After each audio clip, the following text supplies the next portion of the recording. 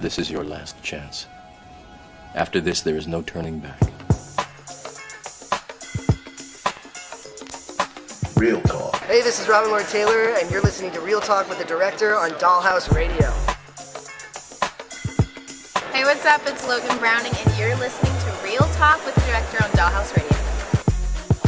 Real Talk. Hey, I'm Gina Lou, and you're listening to Real Talk with the Director on Dollhouse Radio. Hi, I'm Diane Franklin from Better Off Dead and Bill and Ted's Excellent Adventures. You're listening to Real Talk with the Director on Dollhouse Radio. Hey, what's up, guys? It's Chrissy DePaul here, and you are listening to Real Talk with the Director on Dollhouse Radio. Hi, this is Michael Jai White. Byron Min from Black Dynamite. And you're listening to Real Talk with the Director on Dollhouse Radio. Hey, what's up? This is China Lane. You are listening to Real Talk with the Director on Dollhouse Radio. So keep it locked, keep it hot. Don't go anywhere. Hi, I'm Vanessa Verduga, aka Justice Woman, and you're listening to Real Talk with the Director on Dollhouse Radio. Hey, what's going on? It's your boy Dennis White here on Real Talk with the Director on Dollhouse Radio. Tune in tonight and get the real. Real Talk. All I'm offering is the truth, nothing more.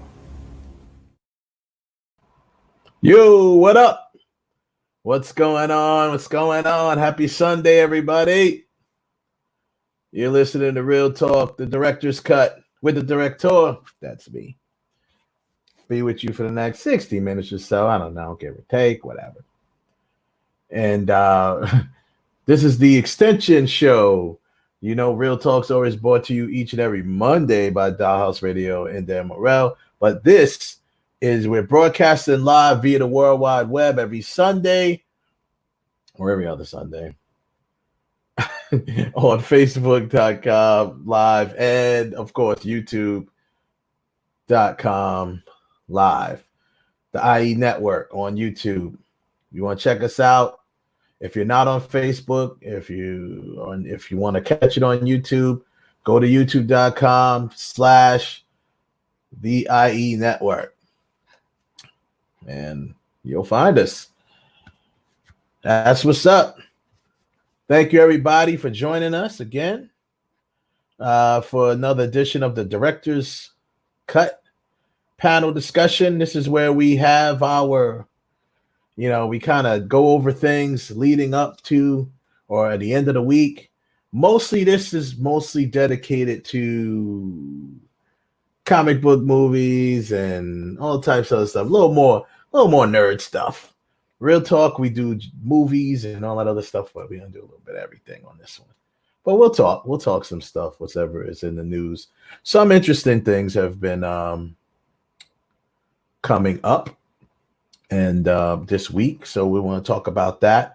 Our topics today, we're going to talk about one big thing that's come out is the actor Giancarlo Esposito.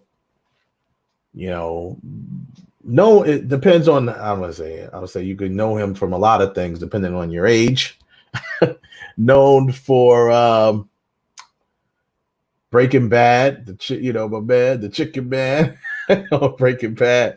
But I know him. My first time I've ever seen Mr. Esposito was Spike Lee, School Days. That was the first time I was ever exposed to him as an actor. So he came up with Spike. Spike put him in a few joints. He also put him in Do the Right Thing. He played the character Bugging Out. And in School Days, he played Dean, Big Brother Almighty. And he's played a lot of roles since then. And he's just recently in The Mandalorian. So he's doing his thing. Now, the big news is that he just did an interview with E! Entertainment. And basically in that interview, he expressed, there's always been rumors, but he's expressed his great interest in working with Marvel. So there's always been rumors of who could he play, because we all over. If you search the internet, if you Google, all over you have different people fan casting, right? And I've seen them try to cast him as, Professor X at one time. I remember he was mentioned in that. They mentioned him as Magneto. They mentioned him as who else is it? Magneto. Oh, they even mentioned him as Norman Osborn in the Spider-Man side of things for Marvel. But the one thing that I feel is the perfect role for him that he has been rumored is Dr. Doom, Victor Von Doom. Dr. Victor Von Doom. That man will be so good in that role. And being that Fox has managed to botch it up 3 times in a row. Well, yeah, pretty much.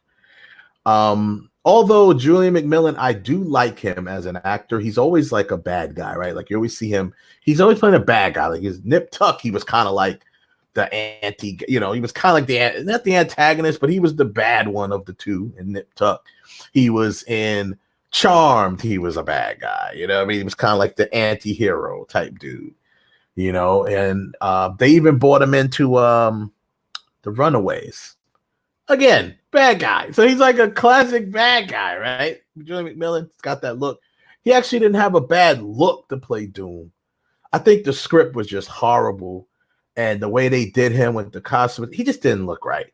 He ended up not pulling it off, but I don't think it's because of, I don't think it's due to a lack of acting. You know what I mean? And shout out to Natalie in the chat room. Thank you for joining us. Shout out to you. And like I said, I don't think it's because of a lack of his acting. I just think for whatever reason, the script was probably terrible. He just didn't pull it off. And then I don't even know who the guy they had in for Doom. I'm gonna tell you about that other Fantastic Four, that last one with Michael B. Jordan. I'm gonna tell you, I watched like half of that movie. I didn't even watch the whole thing. That movie was garbage, yo. That movie sucked. And I was watching it and I was just like, yeah.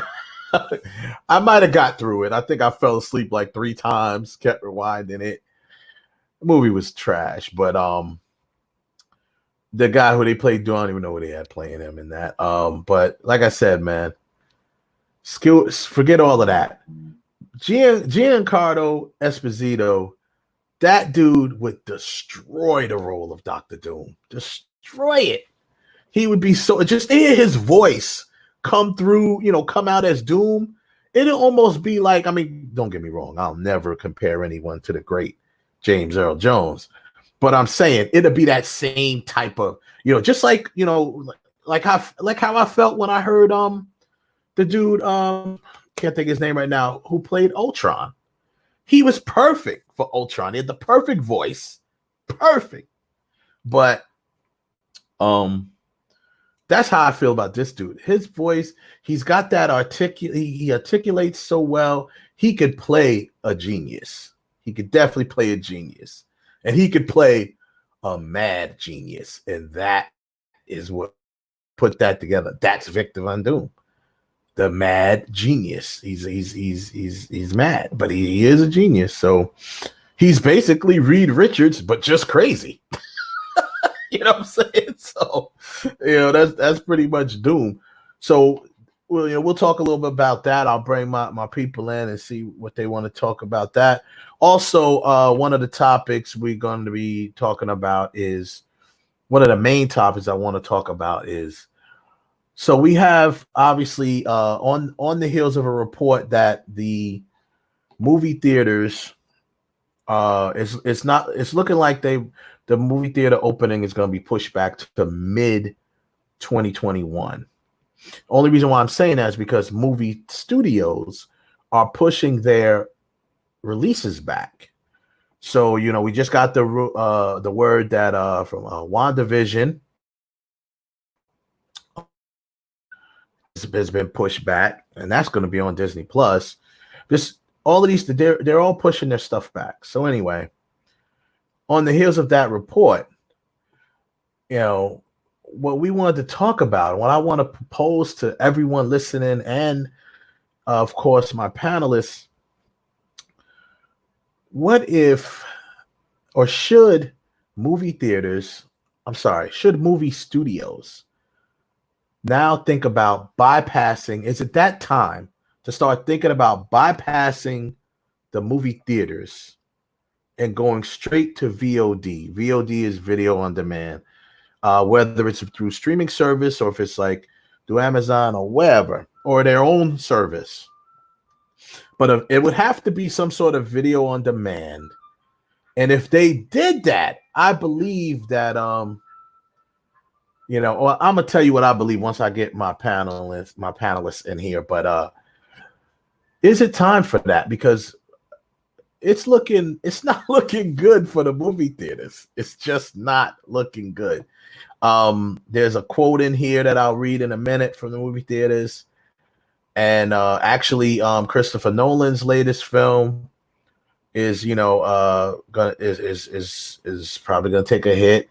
We'll go into that. There's a whole list of films that have been pushed back, so we'll see how that goes. And of course, we'll do a little fan casting because that's always fun, right? And anything else that comes up in the news, we do it. We talk about it. We get it in. Shout out, more money. Shout out to in the chat room out there. Appreciate you coming through. And so as usual, my panelists, I always have there's the usual suspects, people coming back. My man, of course, my man with the plan, the right hand. You know me. I told you I don't rap no more. So, I just can't. I don't rap anymore, yeah. So all my rap is out of Cordy. But this man will attest. He will testify that I used to be nice. And you can ask my brother Heaven Hollywood too. I used to be nice with the bars. I had bars. But anyhow, my man Kev's in the building. What up, brother? What's good, man? What's going on? I'm good, man. Good to see you, sir. And of course, coming back, we want to welcome back Gina Liu, actress, extraordinaire, director, and all of that stuff. What's going on with you? And our resident female nerd. I'm honored. Good to have you back. Thank you for coming back. Thank you. Appreciate you. So we'll get right to the topics. We'll talk with another topic I'm bringing up because this was in the news as well. I want to actually bring this up. I'll start with this. Let me make sure I got his name right here. Oh yeah, okay. Bridger Walker. Yeah, that's the young man the young brave man who saved his young sister from a dog attack. Young man's name is Bridger Walker. And we want to definitely give him a shout out to him. He did a very brave and selfless act in saving his little sister from a dog attack. So in the that's newsworthy by itself, but also in the news. So Chris Evans, aka Mr. Captain America, Steve Rogers, he did like a special a lot of celebrities actually sent out a special shout out message to the young man because he's got his he's recovering because he's got bruises and cuts and bites and the young boy he looks looked like he had a rough run-in with the dog, but he's a little guy. He's a little dude. I'm not sure of his age, but he's young. And so Chris Evans sent out a message to him, and he's sending him an authentic Captain America shield that he can have. And what I'm saying, in case he needs to reflect any more dogs, what I mean? He might get that shield and go out and try to hit a dog with it. But you know what? We're gonna see if this thing comes back. Throw it, see if it comes back. But definitely, I applaud that young man. He, he did what any big brother should do, and he proved it. And we need people like that in this world. What do you mean, no? Kev, like, listen, let's keep it a buck. There are some sisters that do not treat their brothers right. And some brothers step to the side like, stage left? Yeah. Get up. But that's the thing. Little sisters are designed to bug you. That's their part of their job. That don't mean they deserve to get mauled by a dog. Exactly. So he had to do his big brother duty. Once he recovers and everything is all good to go, she can go back to bugging him or whatever. But there's pictures of them online. They seem very close. That's probably because they're close in age, right? I guess so. Yeah, they look to be a little bit close. But here's a picture of him. He looks to be like, and I'm just guessing because they don't have his age on this thing that I'm looking, but he's holding her as a baby. So he's got to be somewhere like around 4 in this picture, maybe 3 or 4 in this picture, and he's holding her as a baby. So then then there's other pictures of her where he's towering over her a little bit. She seems like she's catching up to him though. But yeah, man, that's awesome. You know what I really think, to be honest with you? I mean, it's good that the celebrities are giving him, because like Chris Evans, Mark Ruffalo, like almost all of the Avengers, Brie Larson, Mark Ruffalo, who else? I'm surprised Maybe they didn't Robbie Amell. Amell. At the hospital and surprised. Yeah, that would be cool. Well, I guess with the social distance thing and stuff. Robbie Amell, they can't get COVID. They're superheroes. They can't get COVID. Yeah, right. Robbie Amell, aka Arrow. No, that's Robbie. No, that's Stephen Amell. Robbie Amell is his brother. Oh, Stephen Amell too? Yeah, well, they said Robbie Amell. Stephen Amell is Arrow. Okay. Robbie Amell is his brother, who actually played Firestorm on the first Firestorm on the Legends. Get out of here, they're brothers? Yeah, they're brothers. I think, or cousins. Brothers or cousins. They're definitely related. I think They do look alike. I think they're brothers. I gotta double check. They might be cousins. So they were in that recent movie on Netflix, Code 8? Code 8. That was pretty good. I think so. Okay. Yeah. There was a show Robbie Amell was in called The Tomorrow People. I really liked that show. That was I was very, very, very, very mad that they can't do that. Yeah. I heard it was good. Show. That was a good really show. good. I don't know what CW was thinking by canceling that show. It was a good show.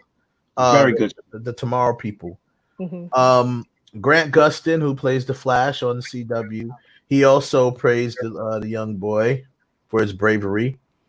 They're cousins. Okay. Yeah, they're cousins.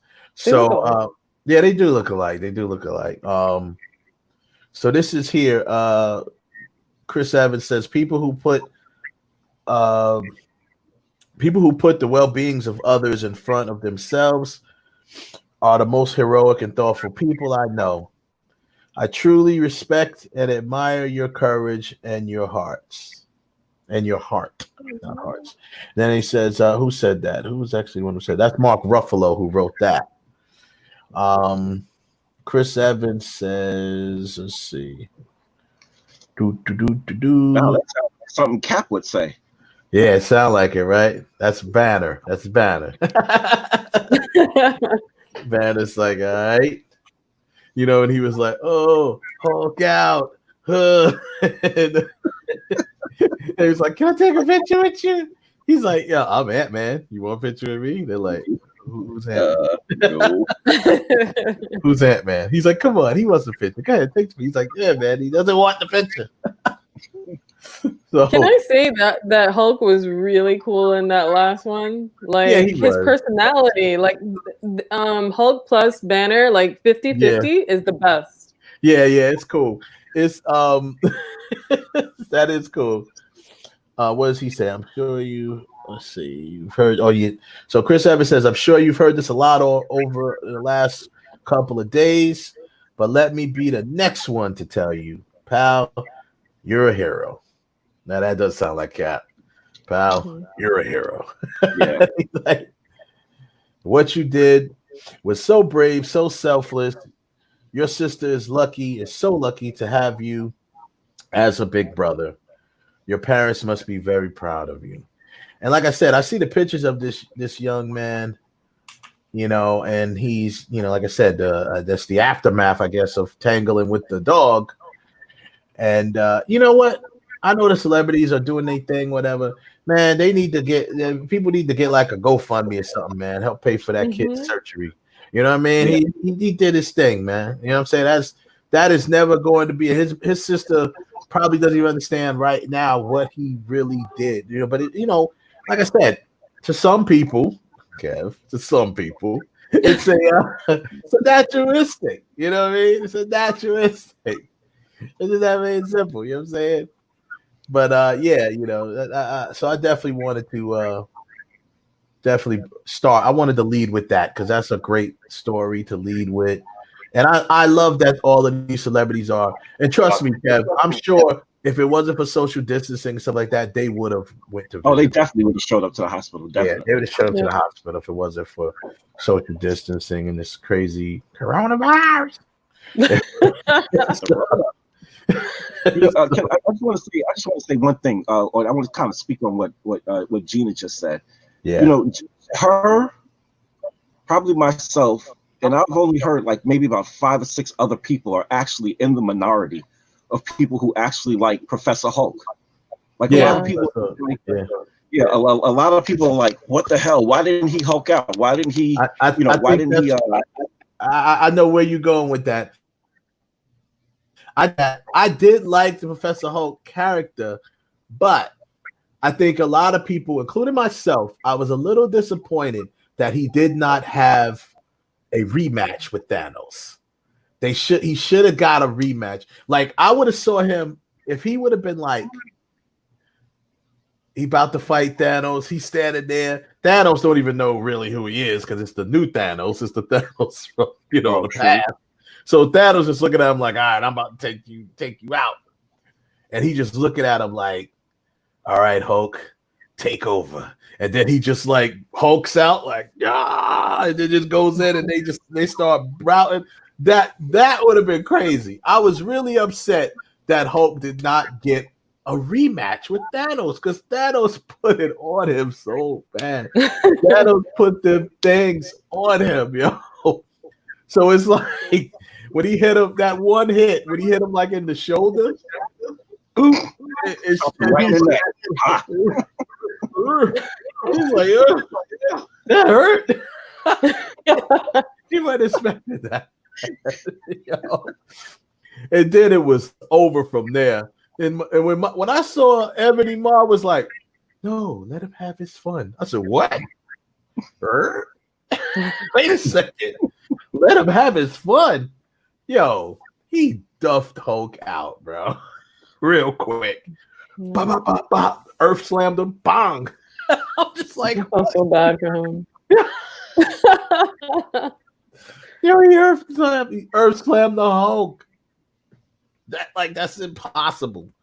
That's how you. And from that point on, I love that they put that in that part of the movie because it lets you know right out the gate. Because we hadn't seen Thanos except for in cameos. It lets you know right out the gate he ain't nothing. He's like Wu-Tang, ain't nothing. Well, I quit. You know what I'm saying? He's like, yo. So he needed that read, and we went through a whole 2 movies. He beat Hulk into submission. Hulk was scared to come out. No. But not really scared to come out. Not really scared to come out. I think it was more so. I think what it did was it triggered him.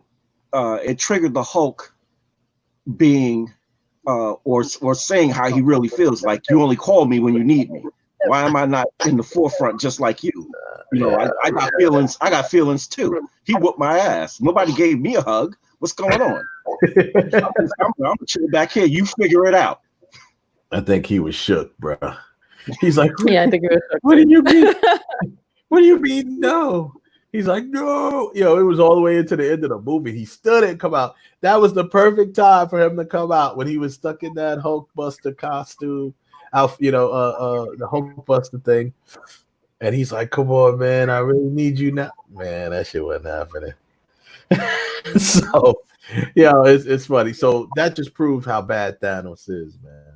So Hulk was good, but that's why I think that's the biggest disappointment people had. They did not have that. He didn't get redemption. He got redemption by doing the snap. That was great, but man, he should have went crazy, man. He should at least got. They probably, Wanda got a shot at him. Wanda almost killed him. That's what I'm saying. They probably wanted the other heroes to get in on the action. That's probably. And they did say in the in one of the what do you call it? The extras, like the extra clips. They did say that they did a lot of cuts because they didn't want it to be like just like with the like with everybody meeting up and seeing each other again. They didn't want it to be this long tirade of, you know, it just would have been a long stretched out thing of Thanos getting his ass whooped. Yeah. Well, yeah, that's true as well. I mean, that's why they kept Captain Marvel to the end of the battle. You know what I'm saying? Which made sense. I mean, everyone, that battle was so well placed, and obviously, I'm not going to go off on a in-game tangent, but I'm just saying, you know, that's not what we're here to talk about. But that battle was so well placed with everything. The only thing that I didn't like about it was the forced. It wasn't organic. The one with all of the females. When all the females got together, it was dope idea, and dope. But it just felt forced. It didn't feel organic. You know what I mean? So, other than that, that's the only issue in Hulk not getting another crack at him. I mean, everybody, they let Thor got another crack at him. Cat gets another crack at him. Iron Man, they all thumping with him, and he's taking all of it by himself. But all of them got a crack at him except Hulk. That's the unfair part about it, I think. And then when Captain Marvel came through, he headbutt her. She looked at him like, really? She had the look on her face. She didn't even flinch. I was like, yo, that's crazy. Wanda almost killed him, though. Wanda almost killed him. If he wouldn't have rained fire, he was done. He was done. She's about to pull him apart. We don't understand. He knew, but he knew it too. He knew it too. He knew he was done. He knew it. That's why he had to rain fire on him, because he's like, rain fire. He's like, but sire, our troops are dying. Well, do it anyway. Who you want? Who? You know what I'm saying? It's like who's more important, me or these minions? Exactly. So that's what they did. But yeah, man, that was cool. So, the lead topic that I said before we get to our main topic, which, like I said, Giancarlo Esposito, my man, he is the man. I love, yeah, man. That's the dude right there. What was his name? Gus, right? Gus Fring. Yeah. And Breaking Bad. Whew. That is my dude, man. I remember seeing. That's the first time I saw that scene, and when it was the scene where he goes downstairs, or when like he got them there, and he puts on like the hazmat suit or whatever, and he straight cuts that dude's throat right in front of them, and some of the blood, I think even some of the blood might have went on them and stuff. Yo, that was the one moment where it was like, yo, I ain't nothing to mess with, bro. I ain't nothing to mess with. So this dude here, man, he's been, like I said at the top of the show, he was on an interview with like Entertainment Tonight or something like that. And they were talking to him about, you know, the Mandalorian, and he's in the Far Cry 6, you know, he's in that. And they just talked to him, and he said basically, you know, the next logical step for him would be Marvel, a Marvel film. And he said he's always wanted to work with those guys, you know what I mean? So he's like, I always wanted to work with those guys, you know. I think he used to one of the other dudes, he says in a quote, one of the things that he worked with someone back in the day, like when he was on the Cotton Club, but this guy ended up being like the AD, and now he works with Marvel. So he said, you know, there's rumors been out there. He's like, I didn't spread the rumors. I'm like, yeah, right. He's like, I didn't spread the rumors, but you know, it's been rumors of me working with. So there's been rumors about. I've heard everything when I was doing research on it. I've seen and read everything from Professor X to Magneto to Norman Osborn and then something else, and then of course Victor Von Doom, Dr. Doom. Now that role, I mean his acting chops is well above for any of those roles they just mentioned, if that's what the way you want to go with. But Victor Von Doom, I think, would be the best fit for him because number one, he's got that intelligence when he delivers. You know what I'm saying? You know who else would have probably been a decent Dr. Doom if they were going to go? Because he reminds me of that type of, with that intelligence is, you know what I'm about to say, Kev, my man Jeffrey Wright. Right. Oh, you know what I mean? Because of his intelligence and stuff like that. As far as the particular, yeah. that dude is such a good actor, yo. He is such a good actor. Forget about it. But this dude would be perfect, I believe, as Victor. And also, let's not forget, you know, he's in The Mandalorian and he's in The Boys. I forgot about that too. Me too. I forgot. The Boys, I can't even remember the scene. Head. Yeah. He's going to be heavy in season. He may have. I don't know if he showed up in the season 2. He may have showed up like one time in season 1, but yeah, he was the dude above the girl. The dude above who? You was looking at what? I was looking at IMDb and I was trying to remember. He was the main person above the girl. Yeah, I don't remember if he popped up maybe once in season 1 because he was the head. He's the head of that organization. Oh, so you know, everyone thought pretty much the woman was running it. Yeah. Yo, he did show up. He showed up the one time. It was like at a party or something. It was, I forget exactly what it was. I don't know whether it was at a party or something, but he was talking to her, and I forget exactly what went on, but he was having a discussion with her. Okay. Wow, yeah. I forgot all about that. Yep. With Elizabeth Shute's character, yeah. So now in the comic book, you know, obviously his character is very.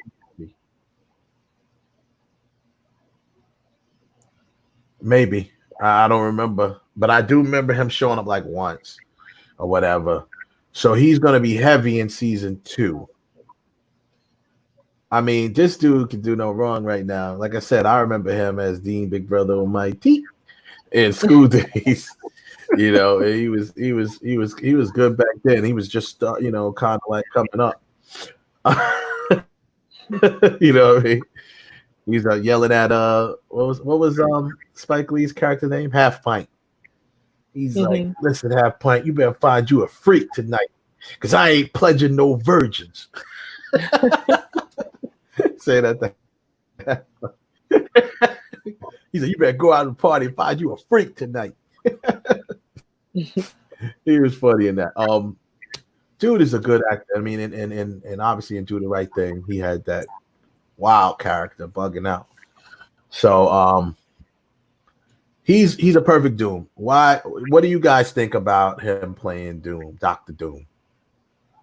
Kev? So go ahead, Gina. No, I was gonna say go ahead, Gina. I don't know Dr. Doom that well, but I know that whatever Giancarlo touches, gold. absolutely gold. So I'm even noticing that he was in Stargirl. Exactly. Look at it. I'm noticing that he's in Stargirl, which I haven't watched, but now I'm considering watching Stargirl. Did that dropped? Stargirl dropped? Yeah. Here's, I guess, someone did like. I thought so. Yeah, people have been telling me it's good. I don't know. Yeah, I haven't watched it yet. Here's someone, I guess, did like a Photoshop job with him in the Doom outfit, the Doom costume, and he's holding the metal mask that would go on his face. Mm-hmm. But just hearing his voice coming through that mask, I think would be so awesome. You know what I mean? That's what I meant by it's like, you know, James Earl Jones, you know, like once you hear it, I believe if he's cast, once you hear his voice coming through that mask and the sound that it makes, like the Doctor Doom sound, you're not going to want to hear nobody else's voice. You know what I'm saying?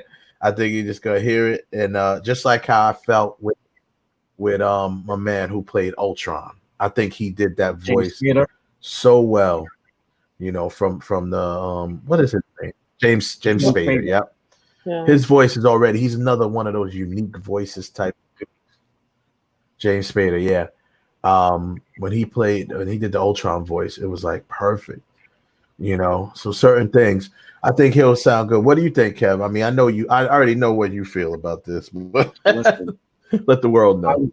I was going bananas when I saw it. Like he's perfect. I mean, he's just perfect. I mean, what can you say? Like even looking at some of the pictures, like the picture that you had up, the first picture that you had up, I was looking at that, and now I can kind of sort of see why he would be picked to be Magneto. Also because of his age. I didn't realize that this dude was born in 1958. Yeah, he's 62. Like he doesn't look 62. Yeah. He's like 67, 60 something. Yeah. Yeah. Like, look at that picture. He looks like he doesn't look. You wipe that smile off his face, get that smile off his face, and drop a helmet on him. That's Magneto. I don't know about you guys, but he could. I could see him do Magneto. Just a side note, Magneto to me, I feel like we've never found the right Magneto personally, because I feel like I have some comic books where Magneto is ripped diesel guy, like towering guy. So when I see Ian and Giancarlo, nah, like they're too old and feeble for Magneto, in my opinion. Yeah, I still say Wes. I got you. No, that is true. Oh God. Go ahead. Yeah, beat me upside the head. But listen, Michael Fassbender needs to stay as Magneto. I'm sorry. Yeah, he's the best one we got.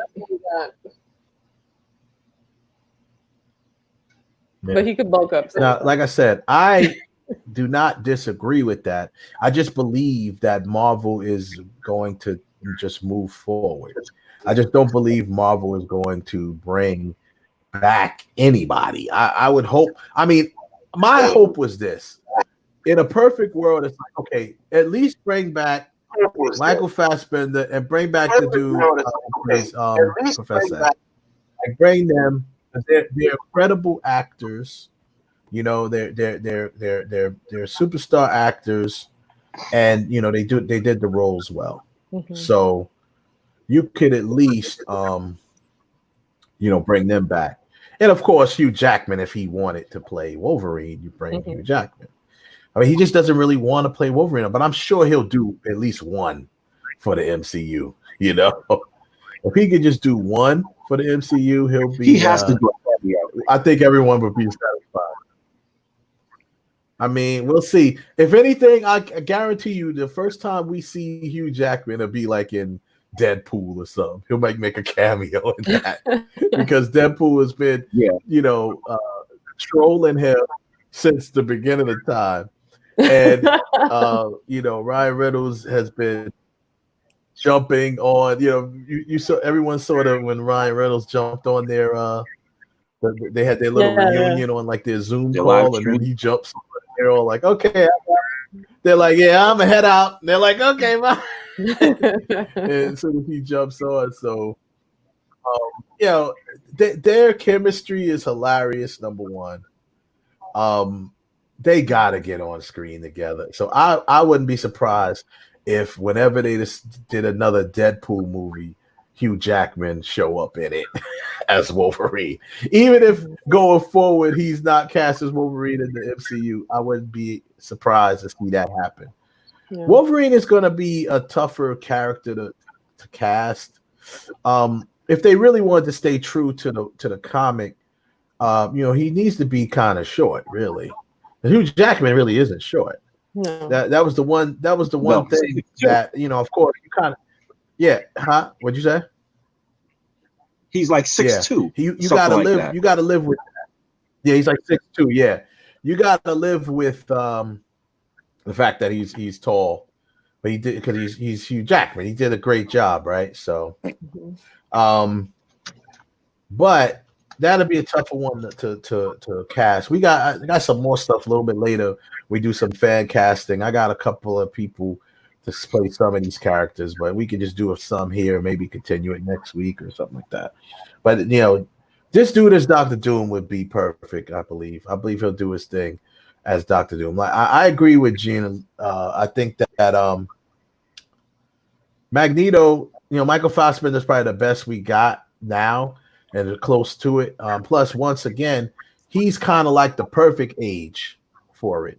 Because you could DH him or you can age him if you need to. Yeah. You know what I'm saying? Yeah. So he's like that perfect age right now. He's in good shape. So he ain't ripped like how in the comics, but he could get himself into really good shape. Yeah. If he wanted to. He's almost there. Yeah. But I know what you mean, Gina. I remember that Magneto as well. I mean, there's different ones in the comics, but he's always had, even as an older man, he's always been in good shape. Yep. Magneto. So, of course, Sir Ian is he's a masterful actor, and he did his thing with what they did. You know what I'm saying? He did his thing with what they did. But what the hell can I do? Sorry, I'm sorry. Like, what the fuck is Kevin doing? What else doing? I was pulling up. I was pulling up my list of for potential ones for fan casting, and of course they got Tom Hardy on this list. But the picture that they have with the cigar in his mouth, they got Tom Hardy. Yo, he looks more like Sabretooth. Yeah.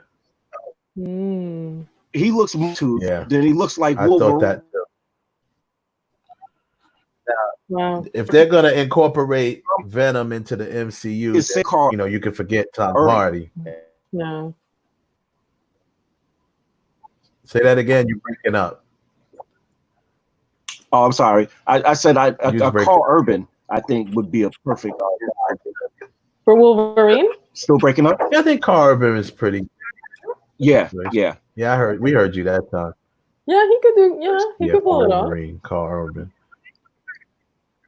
Yeah, I think he's a pretty good actor. Number one, he can pull off. Some people. That's funny when you mentioned Carl Urban. I saw somewhere. I don't know. I might have been on Reddit or something like that. And there's a lot of people. They don't like that choice. It was like, he can't act. I'm like, nah, he's a pretty good actor. I don't know what you're talking about. Like, I mean, he played Bolt McCoy. Like, he really played him like a young version of that dude. I'm like, yeah. I was like, he did his thing as Bones McCoy, man. So I don't know. He's a pretty good actor to me, and he could do Wolverine. He could do Wolverine, I believe. The problem, like we said before, Kev, we might have talked about this Monday. The problem you're always going to have with all of this stuff is we as a people. We got to get stuck in our ways. We fall in love with people, even if especially if they do a good job. And I think Kevin Feige is the reason why he's pushing back X-Men so far is because he wants us to forget. He wants us to forget because he does not plan on bringing back people. You know what I'm saying? It's like he wants to unlearn. He wants us to unlearn what we've learned so far of X-Men as far as who's playing the characters. Now, like I said, I wouldn't be surprised. No, actually I would be surprised, but I wouldn't object to him bringing back only people I said, other than Hugh Jackman, of course, would be Michael Fassbender and a man who plays Professor X. And those are the only ones I say is not gonna say not worth. There's no. Well, yeah, and yeah. Olivia, what's her name? Olivia Munn. Yeah, as Psylocke, perfect. She was just a perfect cast, and she really put all into it. I actually have somebody that could play Magneto. Eric Dane. He's from Grey's Anatomy. Eric and Dane.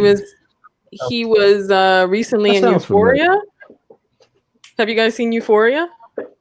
No, I haven't seen Euphoria. With Zendaya? I did not. Okay, Let me so bring him up. I think Zendaya. I think he would be a good pick. Eric. Well, his name's already Eric. Oh, yeah, yo, you know what? This dude is a good actor. Yeah, he's a good actor. He has the look. Yeah, okay.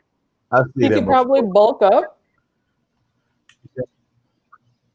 Yeah. Have to bulk up. If he doesn't play Magneto, he would definitely be a good Harry Osborn. Yeah, that's true. Yeah, Harry, or you mean Norman Osborn? You mean Norman? Norman Osborn. Yeah, Norman Osborn. I'm sorry. Really? Yeah, that's let's see if we can find a picture. And recently in Euphoria, he was a pretty bad guy. What's Euphoria on? Is that on Netflix or Amazon? HBO. HBO. Mm-hmm. Oh, it's on HBO. What else have I seen him in though? Grey's Anatomy. What else have I seen? He was in another show where he was a lead. From Grey's Anatomy. Okay. Yeah. Mick something. I don't know. Grey's Anatomy. He was one of the other. Yeah. Yeah, he was one of the other dudes. Oh, wait a minute. Maybe not. Sorry, guys. Maybe not. He was already in X-Men Last Stand, unless. Oh, yeah. Maybe that's where I was seeing him from. Let me run it. He was in X-Men Last Stand. Yeah, he was one of the multiple man. He was multiple man. That's exactly who he was. Multiple man. But we can forget all that. We can forget that he was multiple man. Yo, we've had the snap. We've been snapped. Okay, the snap has happened. You know what I'm saying? 5 years later, multiple man and all the mutants have been snapped away. Right. So, plus, he looks much older now than he did when he was multiple man. So. Yeah, he was younger there. I'm like, why does he look familiar to me? Yeah, that's why I kept saying he looks familiar. I saw him somewhere else besides Grey's Anatomy. Yeah. Man. Well, that movie was garbage anyway. So, yeah. He could do it. That's still a good pick. He could do it, and I, if you're erasing everything anyway, you might as well bring. He's a character that people won't be like, oh, that's multiple man. He can't Magneto, you know. Right. So I can see him doing that. Like I said, I do like Fassbender. I'm not going to really try to recast anybody at that point right now for those two, because we'll see what they do with those characters. But those are two necessary characters that you cannot have an X-Men universe without Magneto and without Professor X, obviously. So they're going to have to make a decision. Mm-hmm. There's other people that I'll go through that, as far as the X-Men universe. A couple other things we'll go through with that. But one of the main topics, we'll get back to the fan casting. We'll probably end it with that. One of the other main topics I do want to talk about is, I said at the top of the show, on the heels of the new reports that movie theaters probably are not going to open until mid 2021. Because movie studios pushed back a lot of their projects, right? So let's see, who is this guy here? The Hollywood is a Hollywood reporter, Brooke Barnes, for the New York Times. He tweeted, media analyst Doug Krutz is in a new report. We now expect domestic theaters to be largely closed until mid-2021, in part because we don't think studios will be interested in releasing their largest movies into capacity-constrained footprint. So, and of course, COVID-19, is the main cause of that. So I posed a question at the beginning of the show, and one of the main topics today is it time for the studios to start thinking about, okay, now we see that this COVID-19 isn't going away no time soon because, people are idiots and won't wear masks. But anyway, sorry about that little outburst. Sorry about that outburst. Since COVID-19 apparently isn't going anywhere, is it time to start saying, hey, we need to start thinking about releasing these films straight to video on demand? Design a platform that will still be, they'll be able to recoup the money that they put into these films to make them so enjoyable for everyone. At least he's wearing his mask, right? To put recoup the money. So put it on like a platform, maybe create your own platform, or even better, like we mentioned this before, why not partner with the movie theaters and let them create a platform where you can direct, video on demand, and everyone get a piece of the pie. Now, the problem is the movie theaters, it'll be like they got to take it or leave it, because in the deals that they do with these studios, the movie theater really makes their money from concessions. They don't really make their money from admissions, right? The ticket sales and admissions predominantly goes back to the studio. That's the point, right? Concession is where movie theaters make their money the most. But you're going to have to try to figure something out, bro, if you want to stay above water. Why not come up with a platform where they can just go ahead and do that if you don't want to be left behind and just straight up just die, just go out like Blockbuster Video, DVDs and all of those things that are now obsolete. DVDs now are drink coasters. So it's like same deal. That's how movie theaters are going to be soon. So is it that time, Gina? What do you think? Is it time, or do you think let's just let them hold out? Let's see what happens in 2021. And what do you think? I think we should see what happens in 2021. I mean, obviously it's too soon to open the theaters, but nothing is going to replace that movie experience. Like I agree. Video on demand, like it's cool if you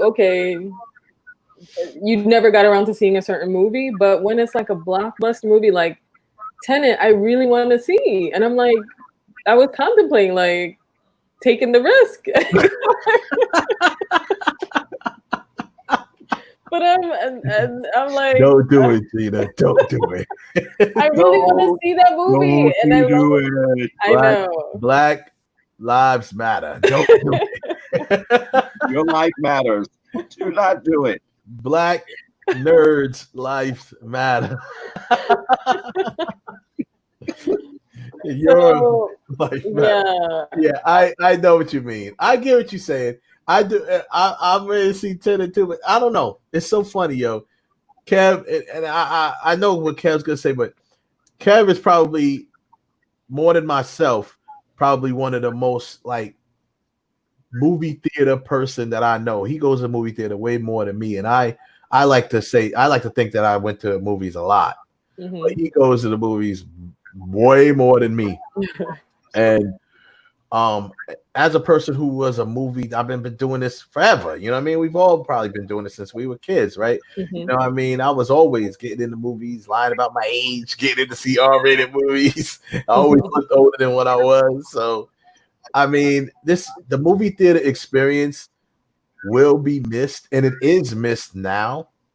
But I think I don't know, man. I had just kind of I'm at peace with it, yo. I'm at peace with it. I'm just like, well, you know what? I just want to see the movies. Oh, okay. So you're ready. Yeah, I mean, I'm ready. I think if not, because unfortunately, you got to remember this. Number one, and I hate, you know me, I hate politics. I don't want to get political. The current administration can care less about Hollywood.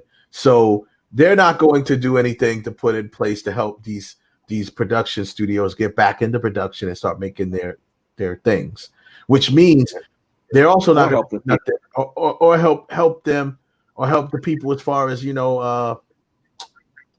the theaters, make it more safer, make it blah blah blah. That's not happening. So you can forget that. So really, and when you think about it, unfortunately the country is split, and a lot of people don't wear masks. But the pandemic is not going anywhere because we're not doing everything we're supposed to be doing. Unified. Rid of it. Yeah, we're not unified doing to get rid of it. So it's like, now what do we do? Do we keep pushing these movies back? Or now put yourself in the shoes of the studios. Now we can look at it from the perspective of the theaters, and as the theater goers, we want to wait. Let's hold out. I mean, we can. Honestly, I can wait another, whatever. Even if they push it back to mid next year, even late next year. If I could look into a crystal ball and see that the pandemic would be completely over in a year, I would wait a year to be able to go back to the theaters. No question. But I was like, no. But I just don't think, honestly, and I'm no expert. You know how Facebook has spawned the most doctors, experts, and all over the place, right? Yeah, now they're disease experts and politicians and whatever. But anyway, I'm no expert, but it doesn't look like, based on some of what the experts are saying, doesn't look like this pandemic. I mean, it may not be a pandemic forever, but the actual COVID-19 is probably going to be around for a while and may not be going nowhere. And listen, that's not even to talk about. We haven't included all the other stuff that's out there, like Ebola and all of that other mess. So it's like, honestly, I'm not trying to be a target. I'm not trying to be a target. In my personal opinion, I think this was biological warfare. Right. I am not sticking my butt in a theater. And like Wes said, I am a movie. Listen, I sat through. I'm surprised that you're saying this right now, to be honest with you, because Kev is such a movie theater dude, man. And I get it, but that's how I know. When I heard him say that, I said, "Oh, shit is real." Kev talk about he ain't going to the theater. It is real. Kev went to the theater, rain, sleet, or snow. Kev was going to the theater. He was like the mailman of the theaters. I sat through a Marvel movie marathon, 32 plus hours. I always wanted to do that. I can't. Listen, I'm telling you, I am glad that happened pre-pandemic, and I got to experience that. That's a great experience. I wish I could have. I mean, but in all honesty, I honestly can't. I honestly can't see how they're going to make it safe for people to be in the theater. And on top of that, and Wes, you know, we talked about this before, and I'm pretty sure Gina, you've talked about this with people before. You're going to have at least 6 people in the theater that's just going to be like, I'm not going to wear my mask. And honestly, even with really think about it. How are they going to do this? Especially, let's not think about the regular movie theater like the AMC 25 in Manhattan, because those seats are pretty much regular. They're on top of each other. They don't recline. So it's they're doing the social distancing on that would probably be a little bit easier, and you'd probably be able to fill a little bit more seats. But if you have theaters that have recliners, the recliners take up a lot of room. Yeah. So now that's 6 feet distance is not just with the seat sitting up. That distance has to be when it's reclined. Yeah, when it's fully reclined. So you're it's 6 just too feet to the dangerous. left and back. That means in front and behind you. Yeah. You're eliminating a full row front and behind you. And then what? Those rows are like what? Maybe 18 to 20 seats wide. Yeah. So you figure that's about what? 3 people per row. If you do it, it's just the math, the movie Math theater doesn't to be add able up. to and make it's just it's really not going to work. Yeah, it's just not the math isn't going to work out. It's not even going to be worth their time and money to even open up and do it. I mean, now granted, they maybe they figure because we charge $1 million for 1 grain of popcorn, we'll be able to break even. But it just won't really. It's not going to add up, unfortunately. So, and like you said, the first MFer that caught on somebody, there's gonna be a melee in the theater. It's gonna be a fight. The first person that coughs, it's gonna be you get beat down. Yeah, you're gonna get beat down. It's like you be walking, you cough on your way out the door. What the hell? Oh man, it's a wrap. Yeah, it's so bad, man. Like I'm really disheartened by the fact how everything is going and how we as America have not been able to get a handle on this thing because we're just hard-headed people. But it's really gonna change. It's really changing our way of life. So now I'm just like, okay, that's what I mean by Gina when I say I've made peace with it.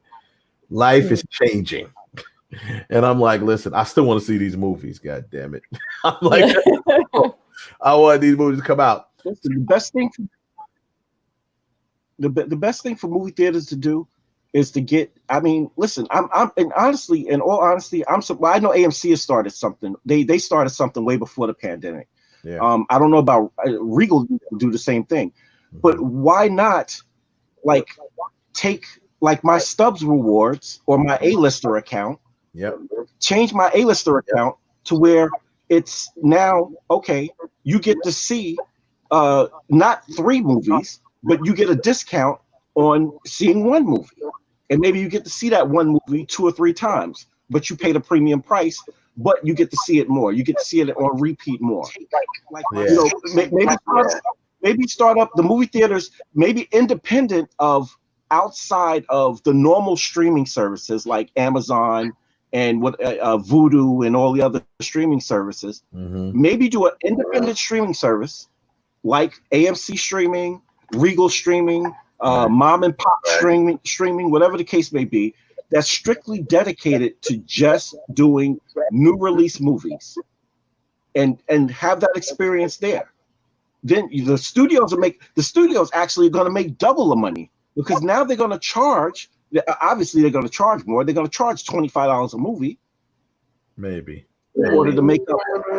So you figure that and then do that. And I'm kind of doing a fake segue for you, Wes. But then you times that by the number of viewers, times that same number of 25 by the number of viewers that's going to show up. Take the last movie, take Endgame. How many people showed up for Endgame? Take $25 and times that by Endgame. Mm-hmm. The movie theaters don't move out. Can you bring the price down? Like, don't let them hear you say that. Yeah. Exactly. Stop putting that in the atmosphere, Kev. But you know what? That price is already. I think it's going to be somewhere. It all depends. Like I've seen it. I've seen they're testing it right now because when they did when Scooby Doo came straight to video on demand, I think that was like Scooby Doo was like maybe $19.99 to buy it, and I think it was like $14.99 to rent it or something like that.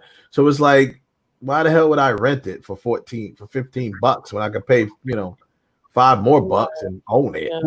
They were actually when those things first started, when those things first dropped, because I know when I got Invisible Man, because Invisible Man was still in the theaters, but nobody really got to see it because the theaters went on lockdown. Right. Hold on, I'll let you know. Let me look at my digital orders and the other thing too is they didn't release it as a rental. You had to buy it. Hold on, I'm sorry. I'm scrolling through my I'm scrolling through my purchases on Amazon. Right. I'm trying to find the Invisible Man. Right. At any rate, but I think it was like if I'm not mistaken, I think it was like $20 that they charged. Yeah. For me to watch The Invisible Man, and it was a one-time purchase, so you had to watch it that day, and yeah, I can't find it. It's too deep in my purchases to find. I buy too much stuff. I need to stay off Amazon. This is ridiculous. I am 9 pages deep on Amazon, and I can't find this movie. But here, that's funny. Here's the perfect segue. Like you kind of set me up for this. Because I wait. Say that again. Say that again, Kev. You kind of broke up. Oh, it's $20 because I also bought Bloodshot when it was released. Okay. It was only released direct. It was only released as you can only buy it, and it was $19.99. Oh, okay. Yeah. So it's funny that he said that. They have to come up with some sort of platform where they can get a reasonable price that people. I mean, not that people won't pay it, because I honestly I'd pay it. I would, but I would prefer not to pay that much. But yeah. They're gonna have. It can't be the normal, $14 or $15 because. They gotta compensate for people piling in the house and watching the film as opposed. They're losing people. They are losing money, right? Because that's just the way it is, But if they release during the pandemic, they ain't gotta worry about people piling in the house. Yeah. And everybody's social distancing. There you go. But let's just say beyond that, I can see it being $19.99. 25, you'll get a lot of complaints, and there will be a lot of people that will pass on $25. They will pass on that because I know some cats. That's just like it all depends on the type of buyer you are and how much you're into it. The people who are really, really into it, we will pay for it. I may not pay for everything though. I may not pay for everything. I would, what I think they should do is create a platform where you can either be subscription based or something like that. Segue into what we were talking about before about like Netflix. Netflix is obviously subscription based, and they're trying to become their own little thing, right? Their own little movie studio. Mm-hmm. Pumping out, and me and Kev talked about this off the air. You would think that they, because they spend so much money that they're not making a return. Obviously they are. And I did some real light calculations on what, and then now granted, keep in mind, these numbers is not their net revenue. This is not their total revenue, because, you got to think about how much money they spend on movies and projects and stuff like that.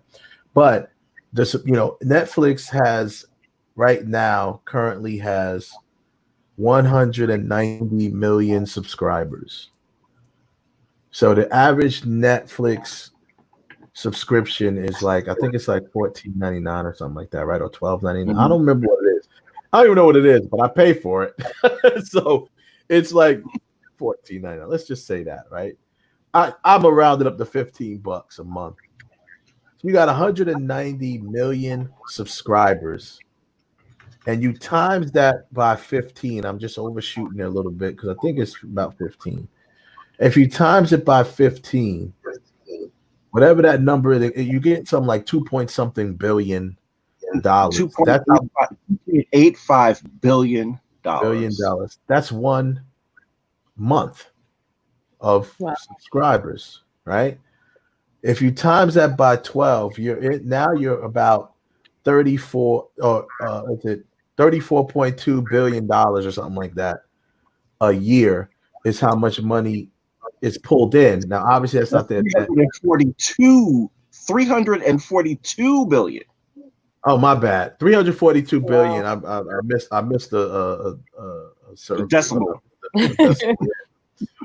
$342 billion for the year. So obviously you got to take away all of the production costs and everything they do with the films and the shows and this and paying people and staff, blah, blah, blah. I believe their actual net revenue is somewhere, it was last reported somewhere around 2 point something billion dollars, you know what I'm saying, as their net revenue per whatever quarter or something like that, or year maybe. Even that being said, they're very well established to take. That's now you can see how they can afford to give out $100 million deals like it's going out of style. You know what I'm saying? They gave the one to Shonda Rhimes. They gave one to Kenya Barris.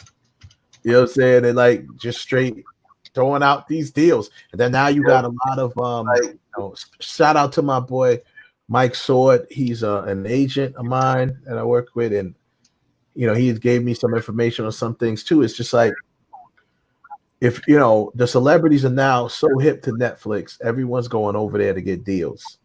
Like if you go to the Netflix building in Los Angeles, it's like Hollywood Boulevard. Like just like you see celebrities in there every day because we were in there, actors and stuff. They're in there trying to strike production deals and get into that side of the thing. So Netflix and all of the studios are not really loving Netflix because they actually hate Netflix because Netflix is kind of killing their business. You know what I mean? So I would think they'd have to come up with their own platform, something that would, just maybe, be strictly for new movies or movies just going to be out. Instead of them going to theaters, they come to this platform. Unless they work a major deal out with Netflix or Amazon, where they have to charge for it, just like how Amazon was doing. Like that's the beauty of Amazon, is why they win. That's why they win it so much, is because if it is on demand, a video on demand, it can also just be on Amazon and you just pay for it, right? Instead of doing Prime and you still have to pay for it. It's a lot they can do to work it out, but they got to work something out. Because I mean, like you said, the Nolan movie, all of these films that are coming out, this was supposed to be a good year of films. Mm-hmm. You know what I'm saying? That's been pushed back. I mean, we still think of, we got Bond. You know what I'm saying? Like all these movies that we, Wonder Woman, Black Widow, all of these. Let me tell you something. I will purchase a plane ticket. My passport is still good. I will purchase a plane ticket and go to England to see Bond. I will to do that. Yo, that's too funny. Yeah, I agree, man. I mean, you want to see these movies, but I don't know, man. I think that's. I mean, look at it. I don't understand how, if we're sitting here on, somebody has to be crunching these numbers. We're sitting here on a live stream, just playing around. We're just playing around. Like we have no investment in this. We're not seeing any return on this. We're just your average movie fans. Yeah. If you take Netflix numbers, their top 10 movies of right now that or top 10 viewed movies are The Perfect Date, The Platform, The Royal Missy, Triple Frontier, The Irishman, Murder Mystery, Six Underground, Spencer Confidential, Bird Box, and Extraction. Mm-hmm. I'm going to start with number one. Number one, Extraction. 99 million views to date. 99 million. Times that by 20. Times that by $20 per view. Let's just say that movie was released last week. Mm-hmm. And times that by 20. That's $1.98 billion made to date for Extraction. But let's go down the list. Let's go back to the to what was just released on Friday. What's the name of that movie? The Old Guard. Old Guard. Yeah, The Old Guard. The Old Guard between last Friday and Thursday had 72 million views, right? Wow. That's 100 and that's 1.4 million, or just call it $1.5 billion they made in a week. If that would have been actual cash at $20 per view.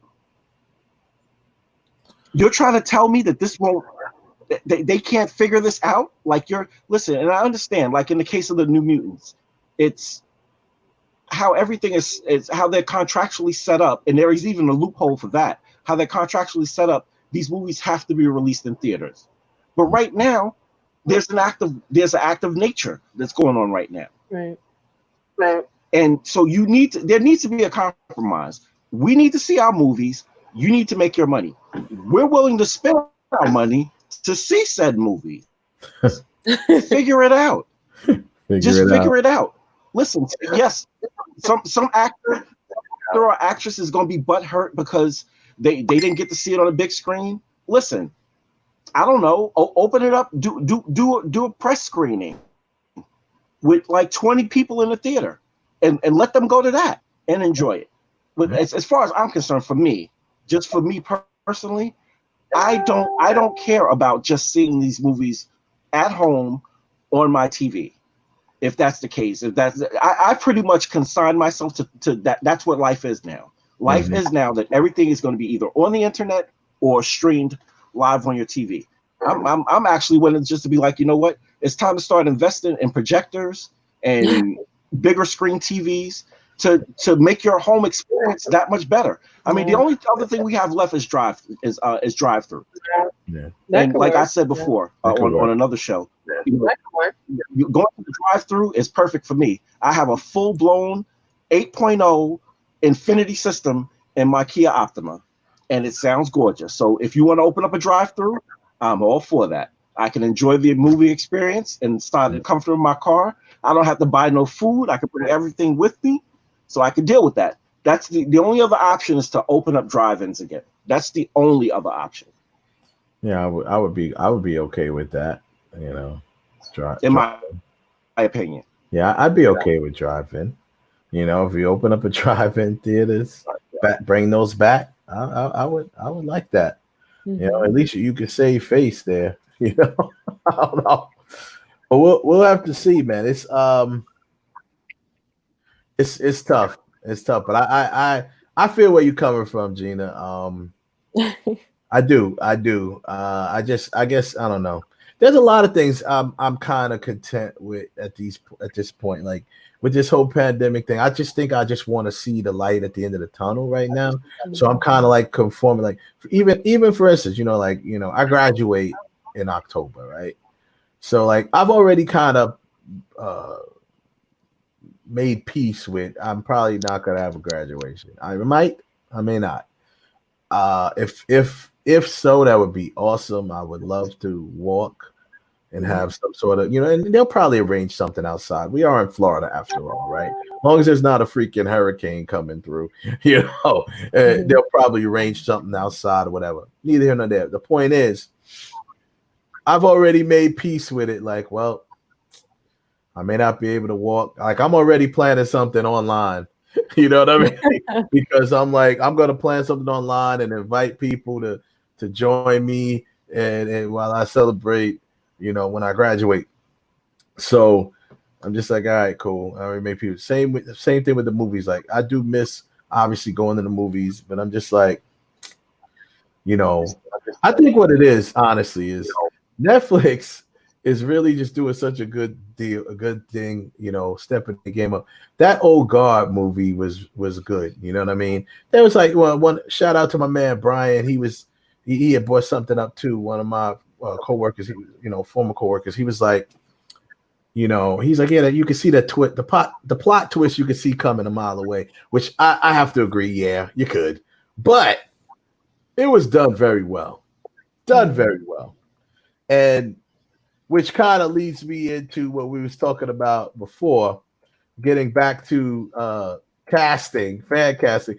Everyone wants to see, just like you want to see Giancarlo in the MCU. Everyone has been wanting to see Charlize Theron in the MCU. It's time to join the MCU, Charlize. Now, it is. I mean, she's that ish. This is to be her second time playing sort of like a god or immortal, because wasn't she was she in Hancock, right? Wasn't she the other god in Hancock? Yeah. Mm-hmm. This is like her second time playing an immortal type of character. But me and Kev talked about this offline, and we was like, yo, who you think she got? You got to give her a role that she could just, number one, you can't give her no small role. You can't give her a role that she's not gonna be saying much and stuff like that. You gotta give her a role that she's active, whether she's a villain or part of, a hero. She has to be she gotta be a what? She has to be a villain. Mm-hmm. She's a great. She could be a good villain. You know what I mean? So, we talked about, and I thought about it. And I came across a picture, and then I was like, and then I started researching, and there's a lot of people that agree with me. I think she'd be good as Mystique. I think she'd be a very good Mystique. She could do Mystique. And here's a little picture that I came across. Oh wow! On the internet, she's got the physicality to play her. She's not afraid of the stunts and stuff, the potential stunts that they may have to do. Okay. She's not afraid of the physical part of it. Yeah. She's a phenomenal actor, by the way. She's a phenomenal. I gotta close my show because I'm on the show. Hold on. Yeah. You're not muted. Yeah, he's not muted either. So he's muted now. So Charlize, though, I think would be really good. She would as Mystique.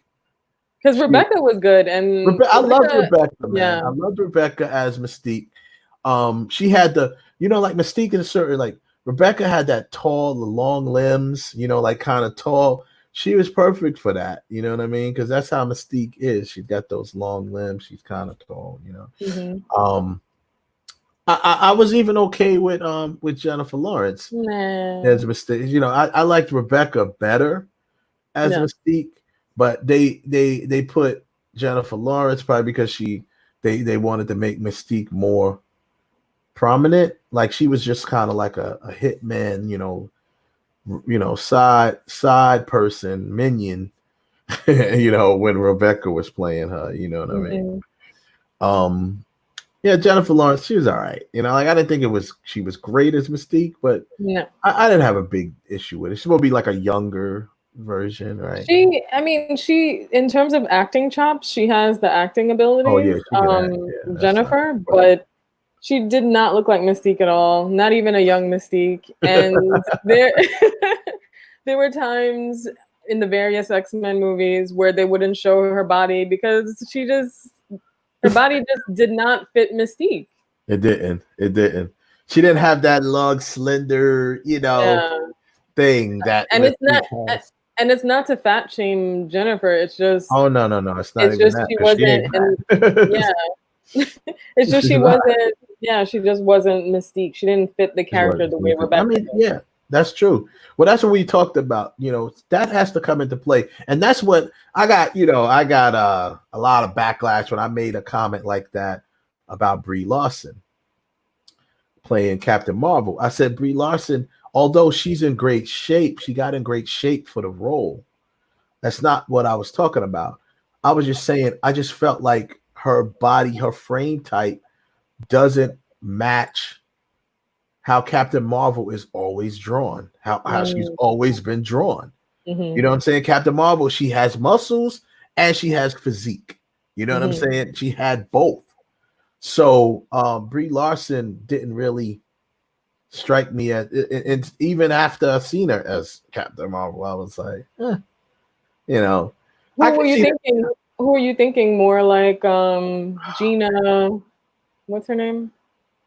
Gina. Lou? No, not me. No, I know. Gina Carano. Were you thinking more her physique? No, because she's a little too. She's a little too brolic. You know what I mean? Like,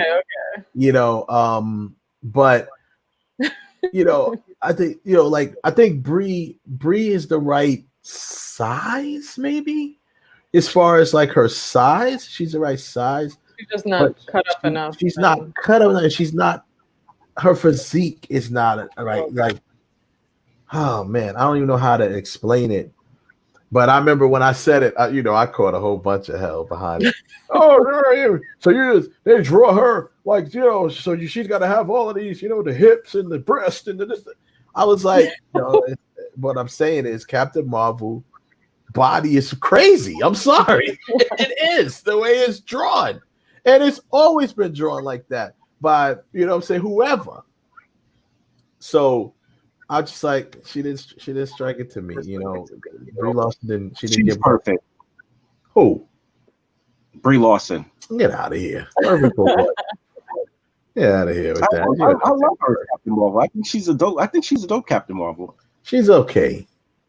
I think I'm gonna give her another shot at it because I mean you only seen her for 1.5 movies as Captain Marvel, not even 1.5, 1 1/3 movie as Captain Marvel. Mm-hmm.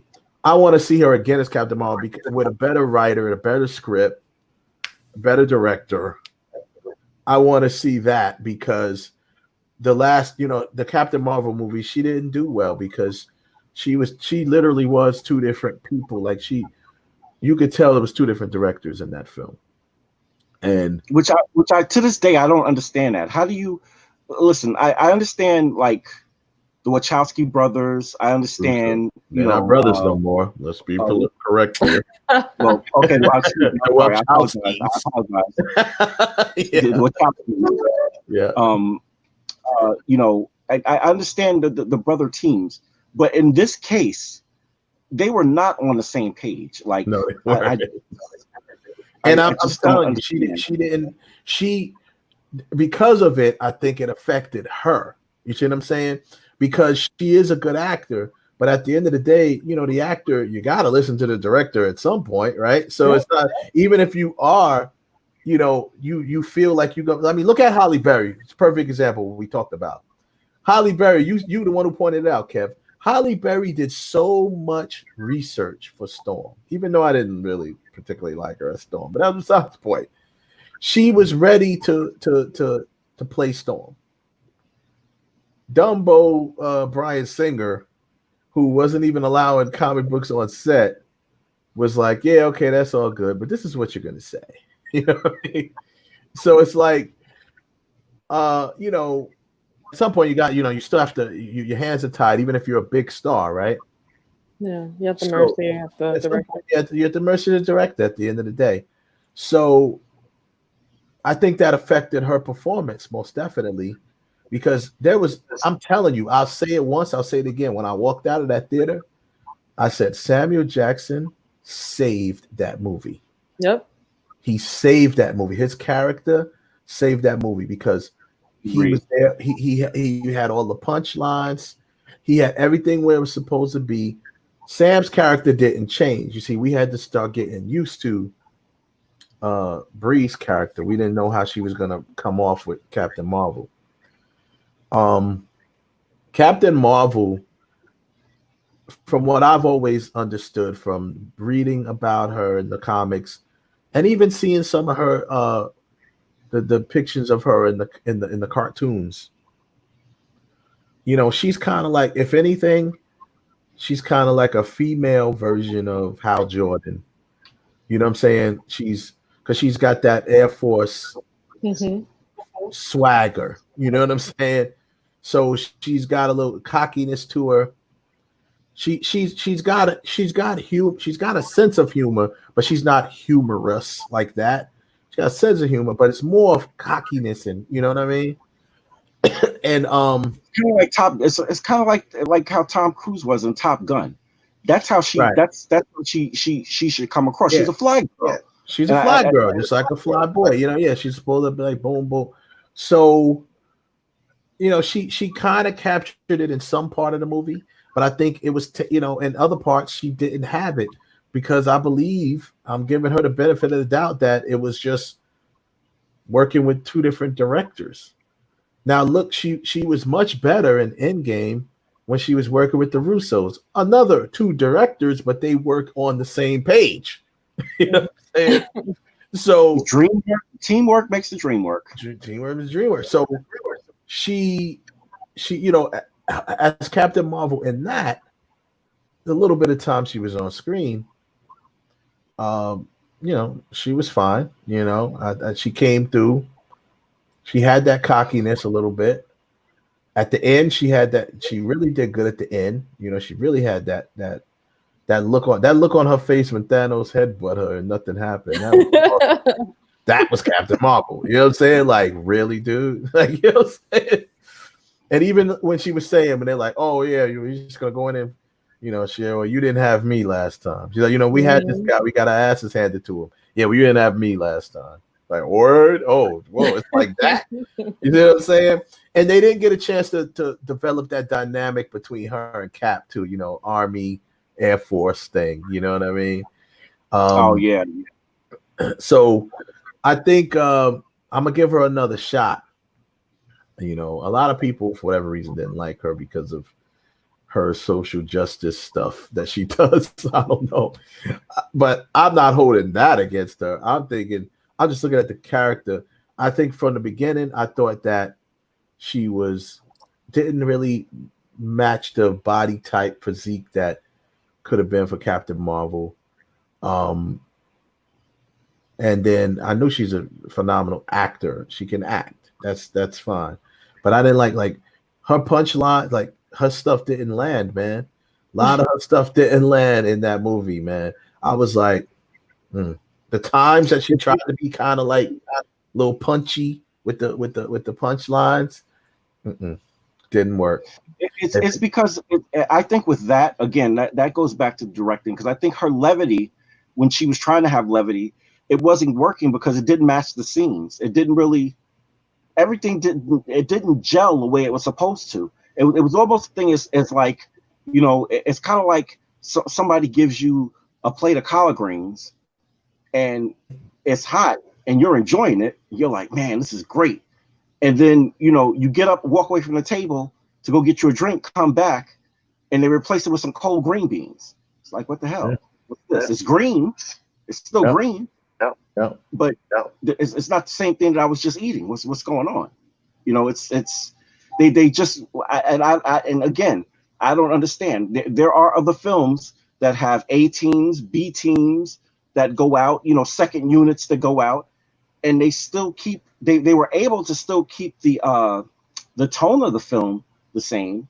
So I just don't understand why everything else didn't gel. Her performance change. I mean, it all also depends on, you know, her performance is going to change. I mean, Gina, you're an actor, right? So, I mean, if you constantly got two different directors, you got one in one ear and one in the other, basically.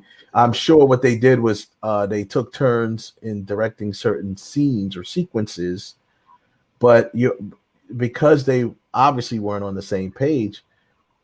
You tell me, do you think it, or do you have, maybe you have a technique that it won't affect your acting, but would it affect your acting? You know what I'm saying? It totally would. And maybe it was up, I think it's up to the actor to kind of bring attention to that with the different directors and the different scenes. Like, because I've been on sets where things didn't make sense. And I'm like, but earlier in the story, I did X and now I'm doing Y. Would my character do that? Like, I asked questions. Yeah. So I don't know if she felt comfortable to ask. Maybe because she's a kind of newbie or something. She didn't want to go there. But I mean, here's the deal, though. Now, I always do when I have I'm about to shoot a film, and I give character, I try my best. As a director of the film, I feel I'm responsible to know the film more than anybody. Right. Even the writer. I'm responsible to know these characters better than the actors, right? That's my responsibility that I take on. But what I expect of you as an actor is to ask questions to me about your character if you want to know. I'm going to give you a character profile. That character profile will tell you exactly how this character acts and this and that, their likes, their dislikes. I mean, I may not cover everything, but Gina, you might get that character profile and be like, yo, you might be, rehearsing your lines or something and be like, you know what, I'm going to call Wes, say, hey, how would she say this? Yeah. How would she react? I believe none of that was done. I really do. And remember, if I'm not mistaken, she worked with the Russos first. I believe she worked with them first on Endgame as Captain Marvel, which was a completely different tone that she had. Now, I want to say something about that. Now, I didn't even think about that part. That's true. Now, with that, it's definitely, now with you saying that, it is definitely the director's fault. Because why, if she already did, listen, I mean, they said it, if you paid attention to the bonus material, when they had the director's roundtable, I think it was after Black Panther or if it was after Infinity War, it was one of those two. When they had Infinity War, I think it was, when they had the director's roundtable. They all spoke on how they all got up and went to each other's sets to check out what was going on.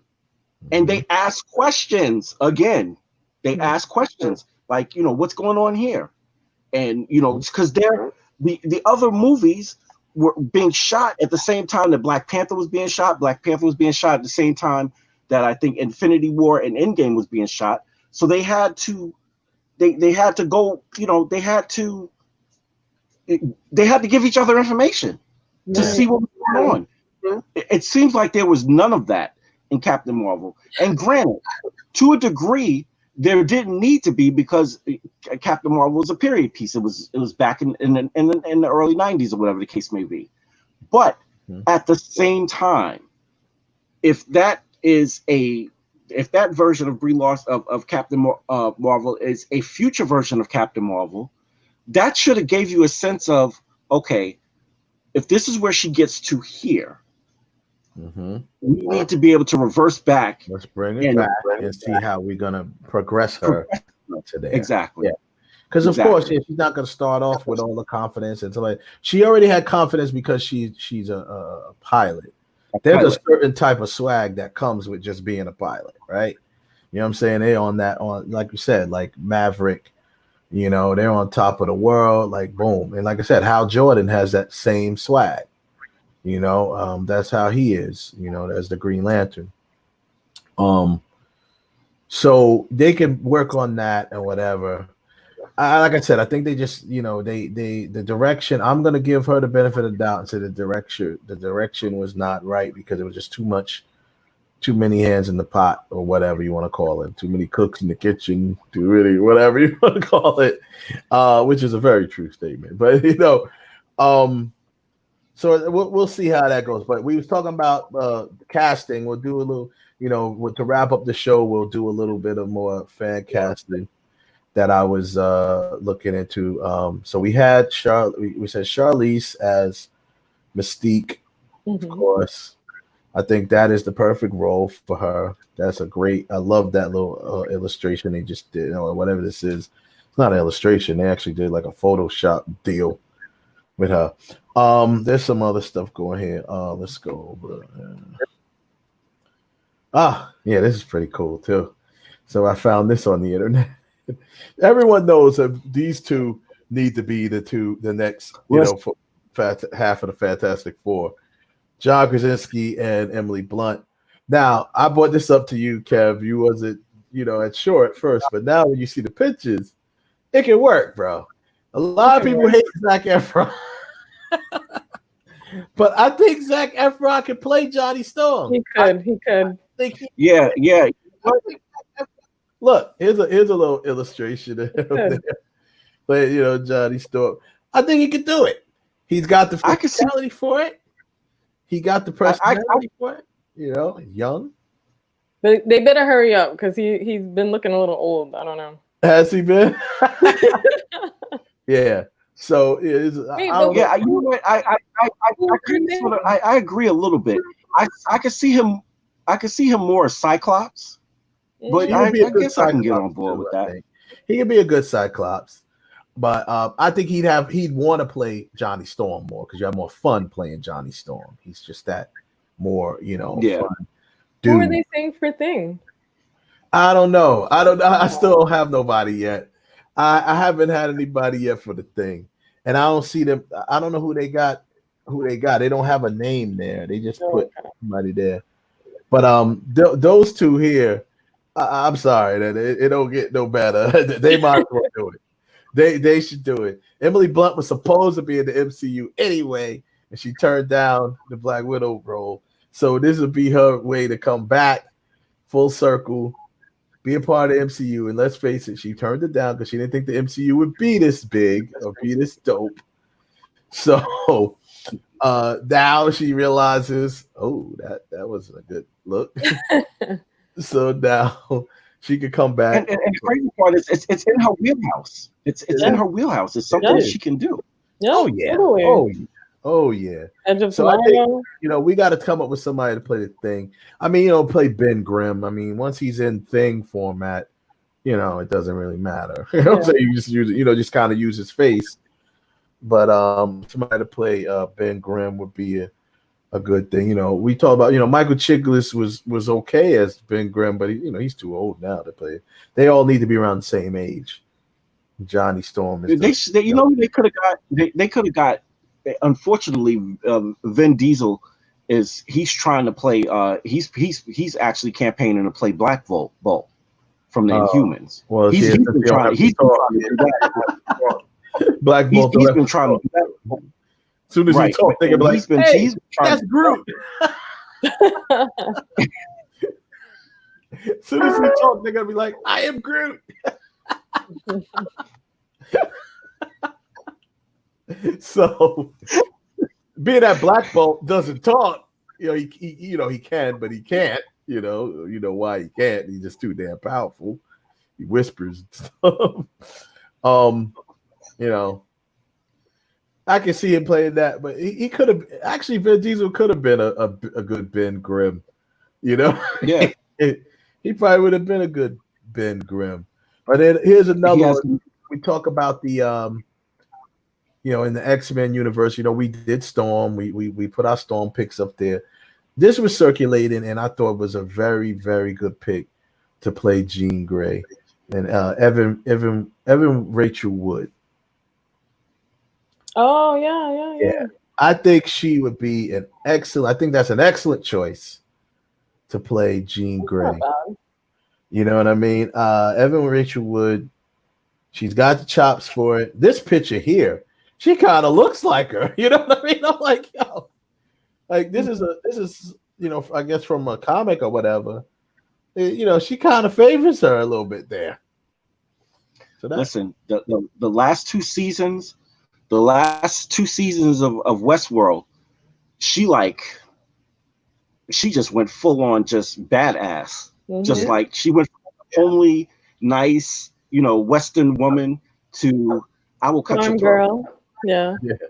Yeah. I think, and I know this is real kind of petty for me. This is nitpicking for me. I like the fact that she's actually, at least rocking in this one. I don't know if she's a natural redhead, but I don't know if she's a natural ginger, but I like because of with the red hair and stuff. I think she looks good. It looks good on her. I think she played a role well, man. She definitely has the acting ability to pull it off and to make you and to be believable. And she commands the screen very well. She's very good at taking over a scene. Almost like she could almost kind of sort of step on your step. I don't want to say step on your lines. That's the wrong thing to say. But she can kind of like, if you're not about your business when you get on set with her, I could see you kind of sort of getting walked on. Well, I mean, and at the same time, if you're a good actor, she'll make you better. You know what I'm saying? If you can bounce off of that and be like, oh, it actually make you step your game up. And let's face it, like a lot of the actors now in these MCU movies, they're all, pretty good actors. So now you step it on the set with, you have a little bit of, okay, this about to get on the set with all of these, seasoned actors and they're, whatever. It kind of forces you to step it up, friendly competition, if you will. I think she would be a really good choice for Jean Grey. And if you're going to do Dark Phoenix saga, the real Dark Phoenix saga, whatever the hell he was doing, if you're going to do that, it really is a saga. You really have to do it in different movies. It would have to be like they did the Infinity Saga. You know what I'm saying? Like you'd have to, bring it, but it'd be more confined to the X-Men stories, but you'd have to do different X-Men movies and build up to Dark Phoenix. It would be that would totally be totally. But how would they, like, that's what I'm wondering. Like if they decided to do that, where it's just like you said, they would have to do it. It would be specific to the X-Men franchise, well, to the X-Men period. Yeah. But like, I'm trying to think how they would do that. Like, would you have like different shows, like an Excalibur, X Factor, X Force, or New Mutants, whichever one you want to choose? Yeah, that would like be. You have like it's a buildup of each one of each one of those groups that lead up to that. So How about you get like an how X-Men about movie, this? then you get Right. a New Mutants movie. Exactly. How about this? What you're saying? You do the movies, right? And then since we are dealing with Disney now, maybe you can do some of these side as series to fill in the blanks, fill in the gaps on the service, on the streaming service. You do, and then every basically you're gonna have to fully do Dark Phoenix. You're gonna have to have several movies, right? Probably and bring back Gifted. Yeah. Shows like Gifted. You probably have to have like at least 6 movies.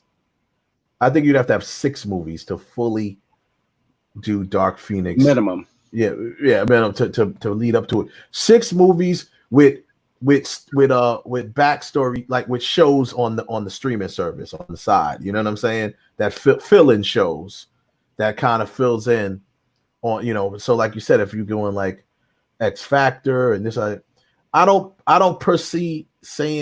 really see them making like Excalibur, X Factor, and all of these as movies. No. But if you made them as shows on Disney, on the streaming network, and connected it to the movies, just like Agents of Shield, that's what I'm saying. Then that would be perfect. If they did that, that would be awesome, and then it would get people's faith back in Disney Plus, because right about now when they not canceled, I'm sorry, they postponed, pushed back WandaVision, you got people pissed off. But I was reading some funny comments, boy. They was like, you know what? I'm gonna cancel this waste of time service. Like, they're so pissed off. And I understand where they're coming from. But yeah, if you had that and you did Dark Phoenix, you need an actress like this that, like you said, Kev, can command the screen, whatever, because she will be a centerpiece of it. It won't be how Bryan Singer wrote Jean Grey. It won't be how they wrote just like Storm will not be how they've been writing Storm, basically as a side character. Storm is a leader. And that's what you brought up, Kev, when we was offline.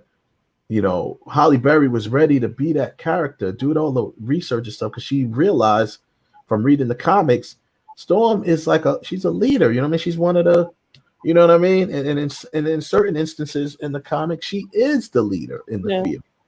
She's like the, if you want to say top to bottom, she's maybe like the second field leader, because you have Cyclops, who was always like the field leader. Right. Cyclops was always like the field leader. And then she was kind of like second in command. So, and they never really did that until they tried to do it a little bit in X-Men Last Stand. But, it was too late by then. So, I mean, and above all of that, the fact that she's a level, she's an Omega level mutant. Right. I mean, how do you give her a back seat? How do you do that? You can't. So the bottom line is, those are the people that they got to give her. You got to get an actress that be able to handle that sort of saga, the Dark Phoenix saga. So I think Evan Rachel would be really good as ever. I mean, there's a couple others we'll get to maybe the next time go around or whatever that I think would be good in these roles. Professor X and all that, that's a little harder. Not really, but yeah. Not really, but yeah. It depends on how much you plan on focusing on. Because think about it. When they casted why is this dude's name James McAvoy. When they casted James McAvoy, they already knew that, okay, you can't waste this dude's acting, right? So they wanted to make sure that they made the scripts centered around Professor X. You know what I mean? Where in actuality, of course, you have stuff that's centered around. There's storylines that specifically center around Professor X. But once you get into the whole team and everyone else storylines, Professor X is kind of like falls back a little bit. You know what I mean? So they didn't want to waste that with him. And he was great. And he was great. Just like Patrick Stewart is great. I mean, Patrick Stewart was like the Professor X. Like when they first talked about making those movies, I was like, yeah, it's him. No questions asked. It's Patrick Stewart. He was born to play that role. He was born to play that role, for real. But a couple other people you can get. None of them really come to the top of my head. Like we said, we talked about Wolverine. These are the most important characters. It's going to be hard to replace, and a lot of people it's going to be hard for people to move on, and be like, get out of stuck in their ways, so whatever, but you do that by letting a little time pass, which is what Kevin Feige's doing. Let some time pass. Time heals all wounds, right? So, no, it doesn't. No, it doesn't. No, it doesn't. Yeah. Some of y'all can't get over Catwoman. Some of y'all, just a mention of Catwoman, make y'all go crazy. So time does not heal all wounds. Okay, yeah, that's true. Don't heal all wounds. Some wounds. Yeah, but I don't know. Catwoman was more like a gutting. It was a gutting. It wasn't a wound. It's like if you got gutted, that doesn't heal. That wound stays forever. That's like the one wound that'll never heal is, what's the one that Michael Fassbender did? The one bad movie that he did. What's the name of that? Assassin's Creed. Oh my God. Oh God. No. That was the first time walked out of a movie theater mid film. I've never done that until that point. I've done it one time in my whole entire life of going to movies, and it was on an actor who is one of my favorite actors, Johnny Depp. Pirates of the Caribbean 3? No, it wasn't Pirates. It wasn't Pirates of the Caribbean 3. Wasn't even that. She's like, oh, yeah, me too. I want that.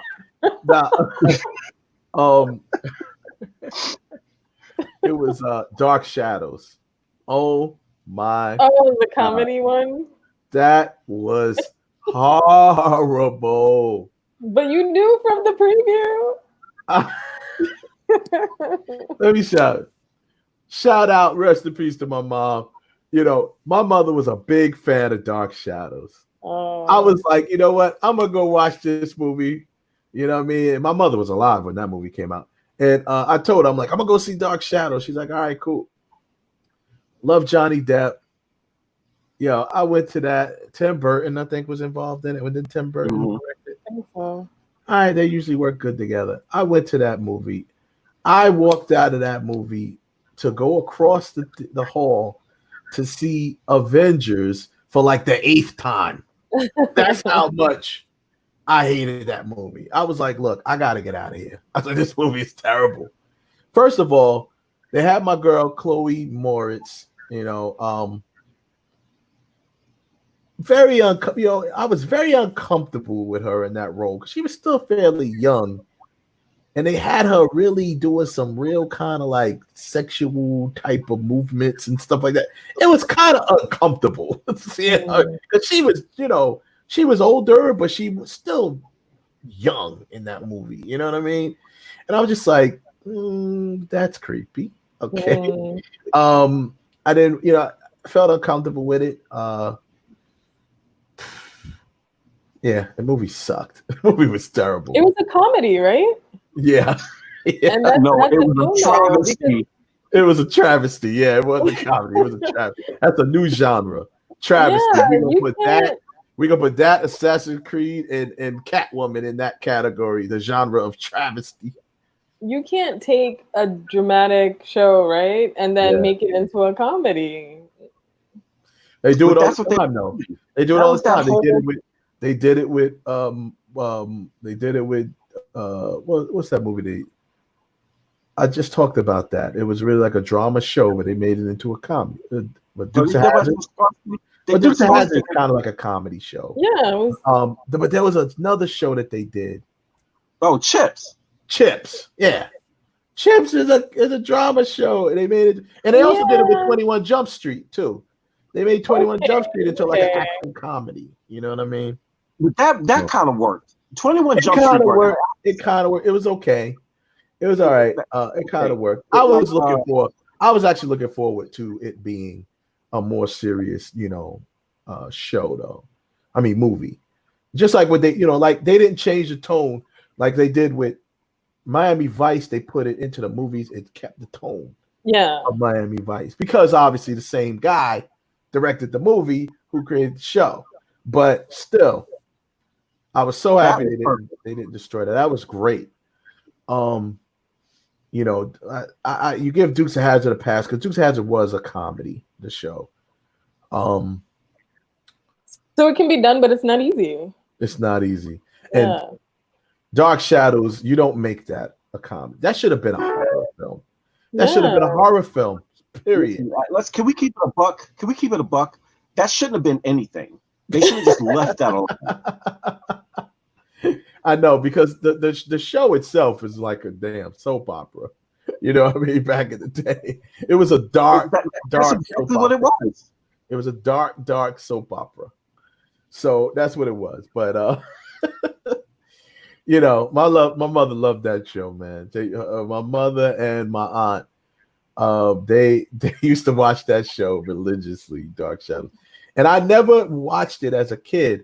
I would only hear that whatever the freaking theme, intro music, intro music, or that it had, and it was creepy, and that's really just And I seen it. The character Barnabas Collins character, it was a very creepy vampire looking type of dude. But what's funny about that? Tell me, what is funny about Barnabas? What's funny about Barnabas? Nothing. I don't know what they was thinking, bro. I was so mad with Johnny Depp. Before we go, Gina, so what was your gripe with him in Pirates of the Caribbean 3? It was just when they got to the desert, I was like, what? Or the other dimension and him in his mind. All of that was just rubbish. Like I feel like Pirates was such a great movie, Pirates 1. And they should have just left it alone. Like I think they're working on another one. What? I think they are, yeah. It's a recasting.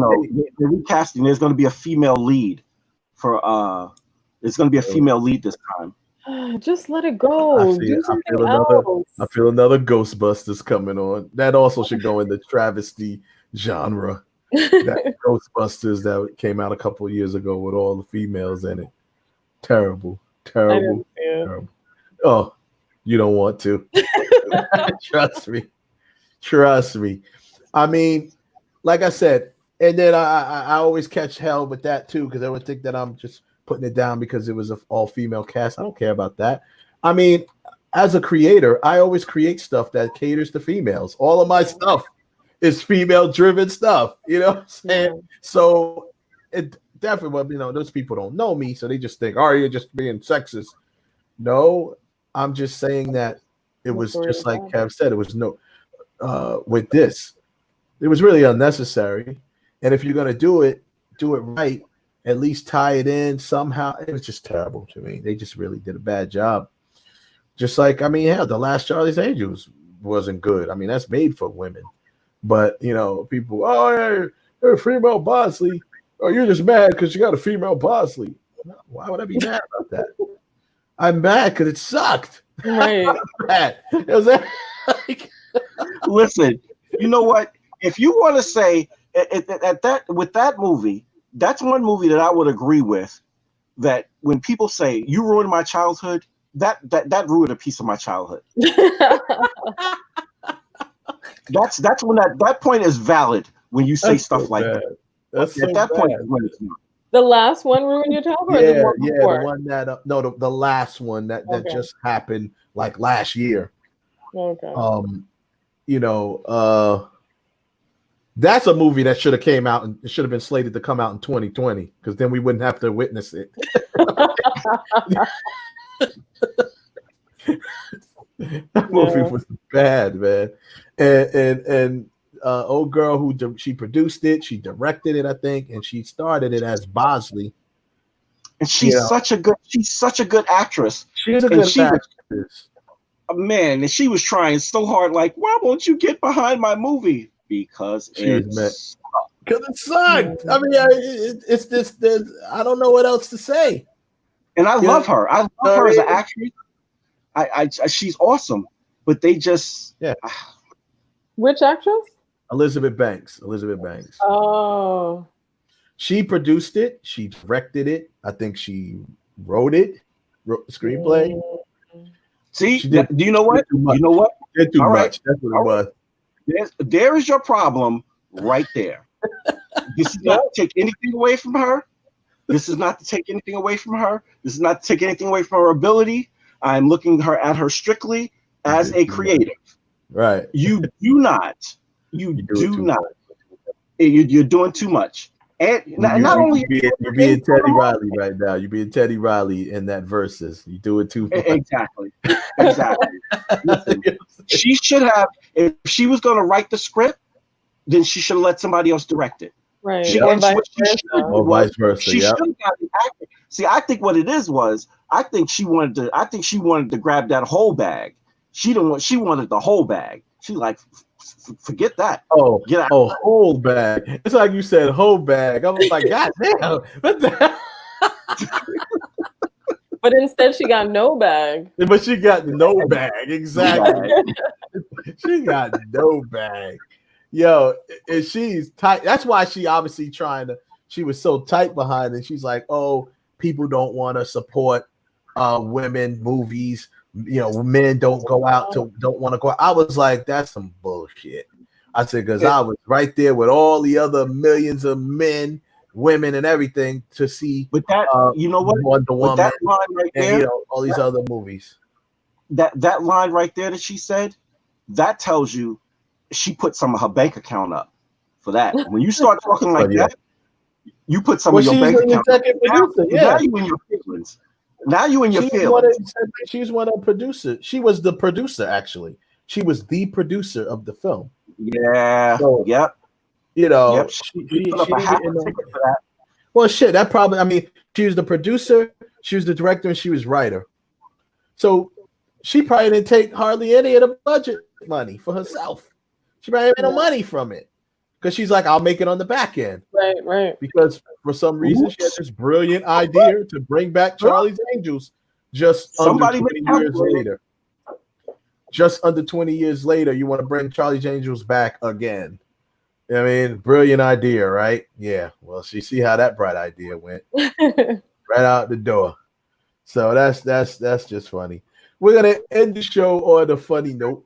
I'm not gonna play it, but and we'll talk more about this on the show on Real Talk tomorrow.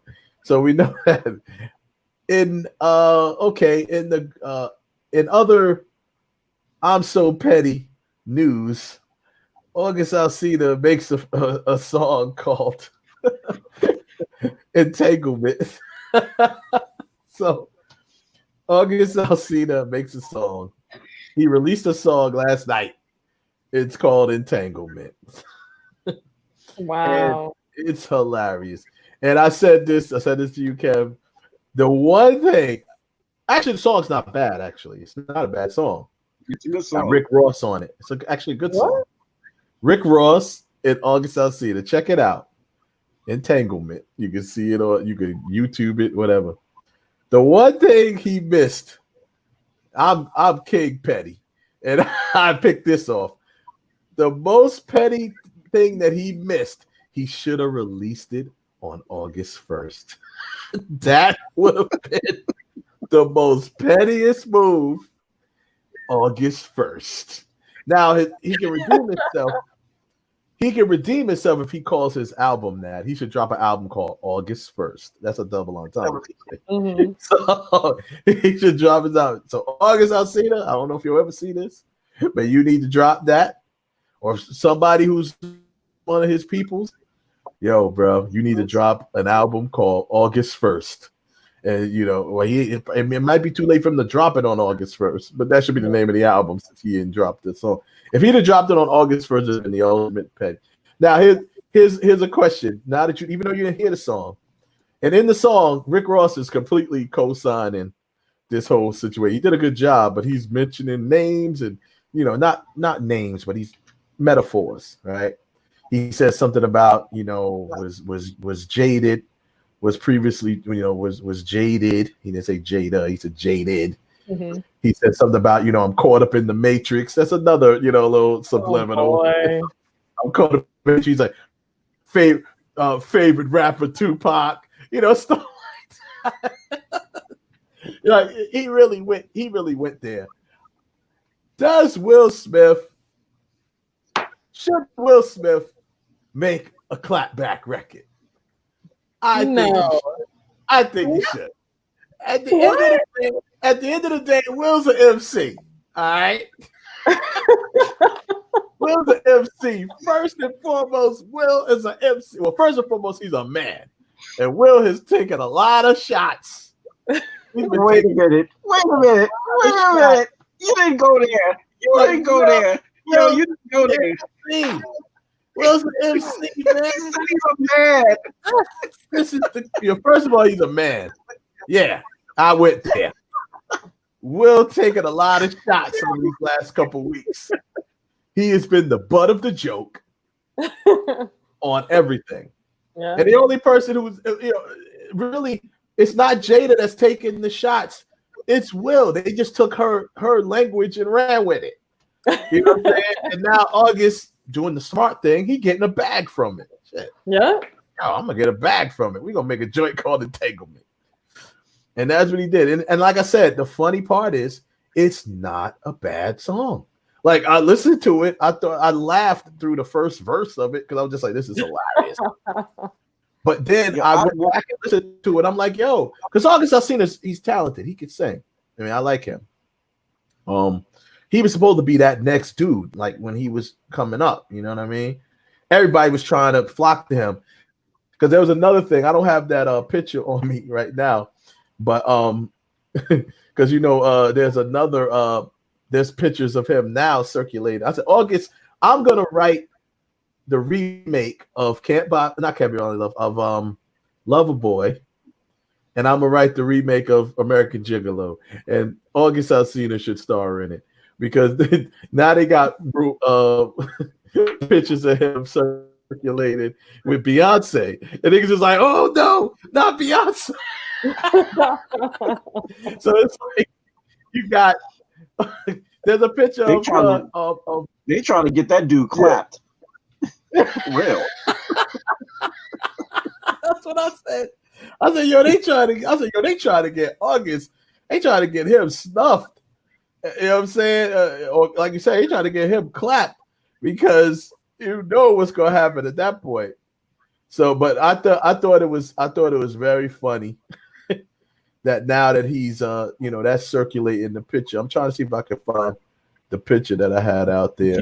Gina, I tagged you on it on Facebook. Oh, you did. Yeah, I don't have it. I don't have it here, but yeah, it's funny though. But that whole thing, I'm telling you, man. August Alsina, I thought that's funny. I think Will Smith. So Gina, you don't think he should make a clapback record? No, I think he should. It's gonna make him look even more petty doing that. Yo, man, he gotta say. He gotta say something, man. He gotta say something. I mean, at this point, because what makes it even crazier with him being clowned by everybody so much is because of his Fresh Prince persona. As the Fresh Prince, that's what he did. He's the prankster, he's the joker, he's the funny guy. Even with his character as a rapper, you know what I'm saying? He's that funny guy. He's the the fun guy. Always got jokes. And now here he is, the brunt of the joke, and it's crickets, like you're hearing nothing. He's the butt of the joke, boy. And then we're gonna go out with that image. What? So and allegedly, him and her were starting to get to know each other around the time she was having their problems with Jay. Oh boy. I was like, yo, August Alsina, you the GOAT, son. You the GOAT. Yeah, he gets around, this guy. You the GOAT, son. No, seriously though, at one point, everybody was trying to get close to him. You know what I'm saying? Because he was that next dude, like on the come up as a singer, right? And Jay and Beyonce, they always they be capping anyway. They always try to get with the hottest person at that moment. That's just how they are. You know what I mean? So, but I'm just like, boy, they look happy here, right? I'm like, what? It's all these women. They look so refreshed when they hanging with August Alsina. It's like he makes them feel young again. There's pictures of him and Jada. They taking selfies together and stuff. I'm like, what? You bringing the youngins out in them. So, anywho, I thought that was funny. I wanted to end the show on that note. Something funny. But yeah, man. So we're gonna wrap the show up. Thanks everybody for joining. Everybody in the chat room. Definitely holding it down. All of the heavy hitters over there. This is like the heavy hitters, Gina. They're kind of like the supporters of my brother, right? My brother Heaven Hollywood, and he has a group, a very good group of supporters, and they call themselves the heavy hitters. Oh. And they're very, very, very supportive group, and they even come in and support our show. And my brother, he does his show is more like entertainment and stuff like that, celebrity stuff like that.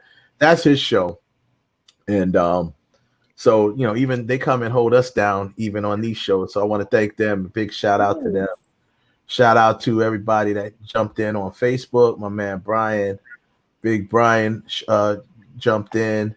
A couple other cats. Appreciate y'all joining us and listening to us talk some ish. And next week we'll probably come back with some other funny stuff. I want to do some more castings though. I think we're gonna do a show. I think I mentioned that to you, Gina. We're gonna do a show. We'll probably set it up for like maybe I'm gonna put it together like maybe 2 weeks. We're gonna do a couple different things. I'll put it together, and I'm also gonna do a show that's gonna focus on some female directors too. We're gonna do a female director show. I don't know if I'm gonna do that on this show, if I'm gonna do it on Real Talk, but I want you to be involved in that too when we do it. But yeah, we're gonna do a show that we're gonna basically let's cast the MCU, the whole X-Men. That's what I want to do. Let's cast the X-Men for the MCU. So we have to put some time into it. So maybe we'll skip it to like next week, not next week, but the week after, something like that. We'll figure it out. We'll talk off behind the scenes and figure out what's best for everybody and come back and do some casts. I'll probably bring Jay back for that one. And we'll do a little casting call or whatever. But that's pretty much it. Y'all enjoy the rest of your Sunday and the rest of the week to everybody. I want to thank Gina for joining. Kev, of course. You're welcome. Thank you for coming by again. And everybody who's watching. Peace out, y'all. Y'all have a good day. Gina, shout out your stuff. Shout out your social media. You can follow me on Instagram, Twitter, Facebook at Gina Lou. I have a Facebook fan page, so you can just hit like and follow all my stuff. Those are the best. Those are the best because that's for the lazy people that don't want to go through doing submissions for friend requests. Yeah. Just hit like, keep it moving. You know what I mean? Just hit the like button and keep it moving. Those are for the lazy people and they work. They're perfectly. So, all right, cool, y'all. Good night, y'all. Good afternoon, everybody. All right. Peace. Peace.